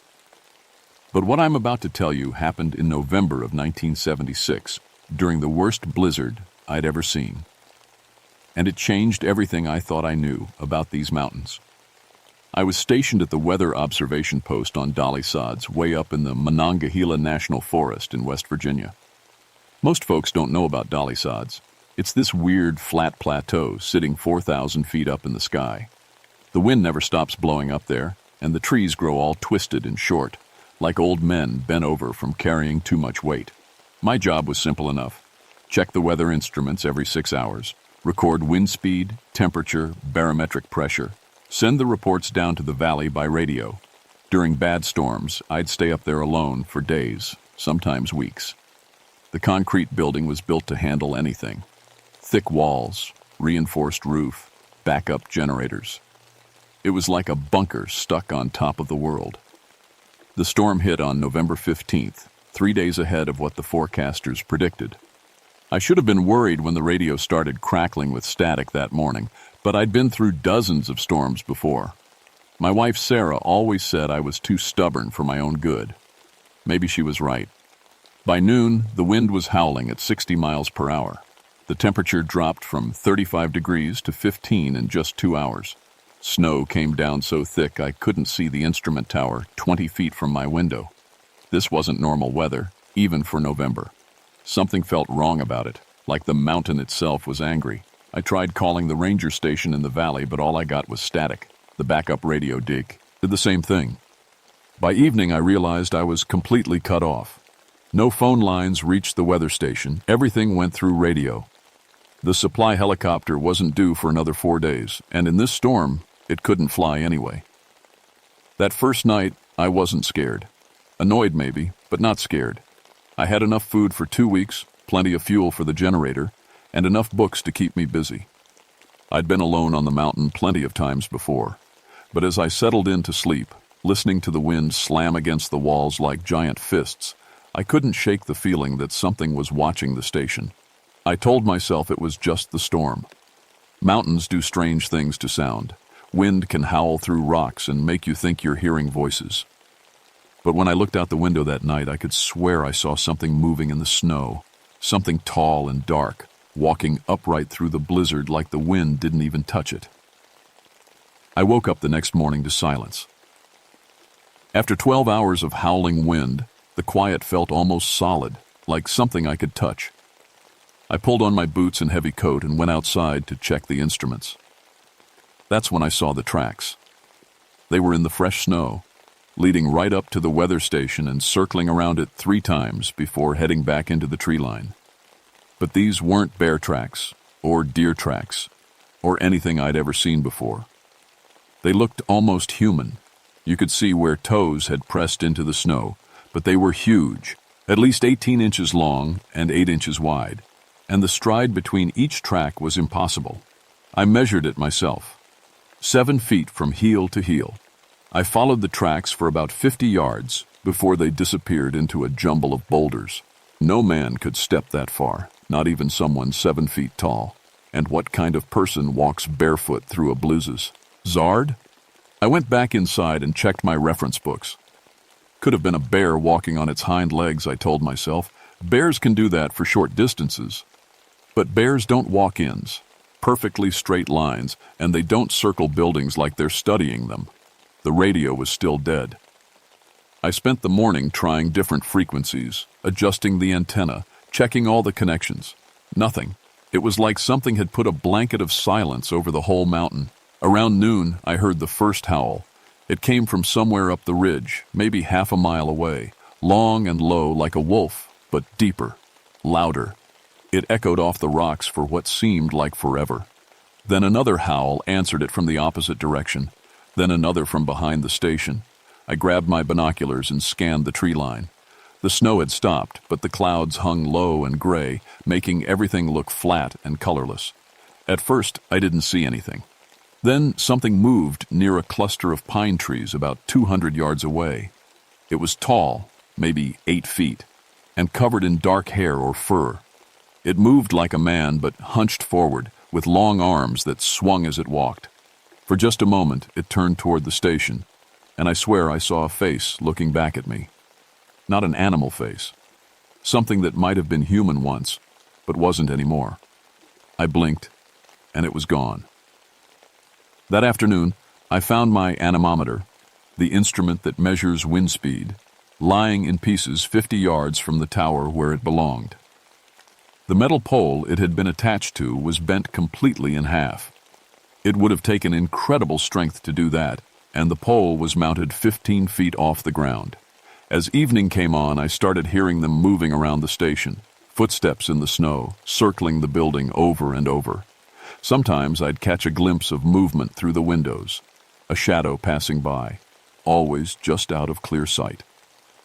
The howls came more frequently now, like they were calling to each other. I tried the radio again that night, scanning through it, every frequency. Finally, around midnight, I picked up a weak signal from the valley station. Anyone copy? Missing hunting party. Last seen heading toward Dalisads. 4 men. Been 3 days. The signal faded before I could respond. But I'd heard enough. 4 men were missing somewhere on my mountain. And something told me I knew what had found them. The next morning, I decided to investigate. Whatever was out there, I needed to know what I was dealing with. I loaded my rifle, put on my heaviest winter gear, and headed toward where I'd seen the creature the day before. The tracks were everywhere now, dozens of them, crisscrossing through the snow like highways. They led in all directions, but most seemed to head toward a section of the ridge I'd never explored, a maze of house-sized boulders that looked like they'd been dropped by giants. I followed the main trail for about a quarter mile before I found the camp. It was tucked into a natural shelter between 2 huge rocks. At first, I thought it was just where the missing hunters had stopped to rest. Their orange dome tent was still standing, and I could see sleeping bags and gear scattered around. But as I got closer, I realized something was very wrong. The tent had been ripped open from the outside. Long tears in the fabric, like giant claws, had slashed through it. Sleeping bags were shredded and scattered. A cooler had been torn apart and the food scattered, but not eaten, just destroyed. And there was blood in the snow. Not pools of it, but drops and smears like someone had been dragged away. I found one of the men's boots about 20 yards from the camp. It was still laced up tight, but empty. Whatever had pulled the man out of it had done so with enough force to leave the boot behind. The trail of blood led deeper into the boulder field. I followed it, my rifle ready, until I came to what I can only describe as a lair. Someone, or something, had arranged the huge rocks into a shelter, not randomly, but with clear purpose. Smaller stones had been fitted between the larger ones to block wind and snow. Inside, the ground was covered with pine boughs and animal skins, and scattered throughout were pieces of metal and cloth that looked like they'd been there for decades. I picked up one of the metal pieces. It was part of a canteen, dented and corroded, with German writing stamped on the side. I found more pieces. Buttons from military uniforms, a rusted knife, even what looked like part of a rifle stock. All of it old, probably from the 1940s. I knew the history. During World War II, there had been prisoner of war camps scattered throughout these mountains. German POWs worked in logging camps and road crews. Some had tried to escape into the wilderness. Most were recaptured, but a few just disappeared into the deep woods, never to be seen again. What if some of them had survived? What if they'd been living up here all these years, isolated from civilization, slowly becoming something else? A howl echoed through the rocks, much closer than before, then another, and another. They were all around me. I'd walked right into their territory, and they knew I was here. I started back toward the weather station, trying to move quietly, but the snow crunched under my boots like breaking glass. Behind me, I could hear them following, not trying to hide anymore. Branches cracking, rocks clattering, the soft sound of bare feet in snow. I made it back to the station just as the sun was setting. The creatures didn't follow me into the clearing. They stayed back in the trees, watching. But I could see their eyes reflecting the light from my windows. Red eyes, too large and too intelligent to belong to any animal I knew. That night, they tested the building's defenses. It started with scratching at the walls, long, deliberate scrapes like fingernails on concrete. Then the sound of something heavy being dragged around the perimeter. My backup generator was outside in a small shed 20 feet from the main building. Around midnight, the lights went out. Through the window, I watched one of them standing next to the generator shed. It was massive, had to be over 8 feet tall and built like a linebacker. Its hair was long and matted, and it moved with a strange, careful intelligence. It had found the fuel line and cut it with something sharp. I had flashlights and battery-powered lanterns, but I knew the cold would be a problem without the heater. The temperature outside was dropping toward zero. They surrounded the building after that, maybe 6 or 7 of them. I could see their shapes moving in the darkness, always staying just out of clear sight. They were studying the building, looking for weaknesses, testing the door, scratching at the windows. Around 3 in the morning, one of them started making sounds that might have been words. Guttural, broken syllables that almost formed sentences. It sounded like German, but German spoken by someone who'd forgotten how to use their voice properly. Kalt, it said, over and over. So kalt, cold, so cold. By dawn, I understood what I was dealing with. These weren't animals. They weren't monsters from some fairy tale. They were men, or had been men once. German soldiers who'd escaped into the mountains 30 years ago and somehow survived. The isolation, the cold, the constant struggle for survival had changed them into something else.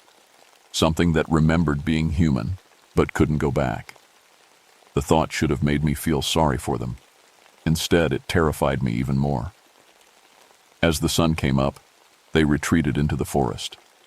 But I knew they'd be back. And I knew they were getting bolder. The night before, they'd been testing my defenses. Tonight, they might decide to come inside. I spent the day preparing. I had 3 emergency flares in my survival kit, the kind that burn white hot and can be seen for miles. Fire seemed to be the only thing that kept them at a distance. They'd stayed away from the lighted windows, and they'd retreated when dawn came. I also had 1 stick of emergency dynamite, meant for clearing rock slides from the access road. If things got bad enough, I could bring down part of the ridge and maybe block their approach to the station. But first, I had to try the radio one more time. I managed to raise the valley station just before sunset. The signal was weak and full of static, but I got through. "This is Weather Station Alpha," I transmitted. "Emergency situation. Need immediate evacuation." "Duncan?" The voice belonged to Jim Morrison, the chief ranger. "We've been trying to reach you for 3 days. What's your situation?" "I'm not alone up here, Jim. There are people on the mountain, dangerous people. They killed those missing hunters." "Say again. Did you say people?" "Listen carefully. There are survivors from the old POW camps living up here. They've gone feral. They're hunting in packs. I need extraction immediately." Long silence. Then, "Duncan, are you feeling all right? Maybe the isolation is getting to you. We can have a helicopter up there first thing tomorrow if the weather clears." "You don't understand," I said. "They're not human anymore. They're—" The radio went dead. Something had cut the antenna cable outside. Through the window, I saw the largest of them standing next to the radio tower. It looked directly at me and made a sound that might have been laughter. That's when I realized they'd been listening to my radio transmissions. They understood enough to know I was calling for help, and they weren't going to let that happen. As darkness fell, they came for me. This time they didn't test or probe. They came straight to the door and started tearing at it with tools, crude hammers made from rocks, metal bars salvaged from old equipment. The steel door was strong, but the frame around it was starting to buckle. I lit the first flare and held it up to the window. The brills, and white light made them scramble backward, howling. But they didn't go far. They just waited at the edge of the light, and when the flare started to dim, They moved forward again. The door gave way just as the flare died. The biggest one squeezed through first, followed by two others. Up close, they were even more terrible than I'd imagined. Their hair was long and matted with dirt and blood. Their skin was pale and scarred from years of cold and violence. They wore scraps of clothing, bits of military uniform, animal skins, pieces of fabric taken from their victims. But it was their faces that haunted me most. You could still see the men they'd once been. Human features buried under decades of savagery, but recognizable. One of them had blue eyes and a scar across his forehead. Another had gold teeth that caught the light when he snarled. The leader spoke to me in broken English, mixed with German words. "You call for help," he said. His voice was rough from disuse, but the words were clear. "No help comes. We make sure." "We stay here now," said another. "Long time alone. Now we have company." I lit the second flare. Again, they backed away, but not as far this time. They were learning that the light couldn't really hurt them. 30 years, the leader continued. 30 years we live in cold. Hunt when hungry. Take what we need. You understand? We take what we need. They'd been watching the station for years, I realized, learning my routines, my schedules. They knew when I'd be alone and cut off from help. This wasn't random. It was planned. The second flare was dimming. I had one left, plus the dynamite. But using the dynamite inside the building would probably kill me too. That's when I remembered the emergency protocol manual. Page 47 detailed the procedure for controlled avalanches to clear blocked roads. There was a natural overhang about a 100 yards up the ridge. If I could get there and place the dynamite right, I might be able to bring down enough snow and rock to block their access to the station. But that meant going outside. It meant running through their territory in the dark, with only one flare to light the way. The choice was made for me when the leader smiled, showing broken teeth, and said, "We keep you alive long time. More fun that way." I lit the last flare, threw it into the corner where the three creatures were standing, and ran for the back door. The flare gave me maybe 30 seconds head start. I ran up the ridge toward the overhang, stumbling through knee-deep snow, following a path I'd walked dozens of times in daylight but never in complete darkness. Behind me, I could hear them coming. All of them this time, maybe 8 or 9 creatures crashing through the forest like a pack of wolves. But they were calling to each other in their broken German, coordinating their hunt. They'd done this before. I reached the overhang just as the flare light faded completely. My hands were shaking from cold and fear as I wedged the dynamite stick into a crack in the rock face and set the timer for 60 seconds. In the darkness, I could see their eyes getting closer, pairs of red dots weaving between the trees. The explosion lit up the entire mountainside for a split second. A sound like thunder rolled across the plateau, followed by the rumble of tons of snow and rock sliding down the slope. The avalanche swept past me on both sides, carrying trees and boulders toward the weather station. When the noise stopped, everything was silent. No howling. No footsteps in the snow. No red eyes watching from the darkness. I made my way back to what was left of the station. The avalanche had missed the building by about 20 feet, but it had completely blocked the access road and buried the clearing where the creatures had been hunting. If any of them survived, they were trapped on the other side of a wall of snow and rock. The rescue helicopter found me 3 days later when the They're finally cleared. Severe frostbite on my hands and feet. Hypothermia. What the doctors called exposure psychosis.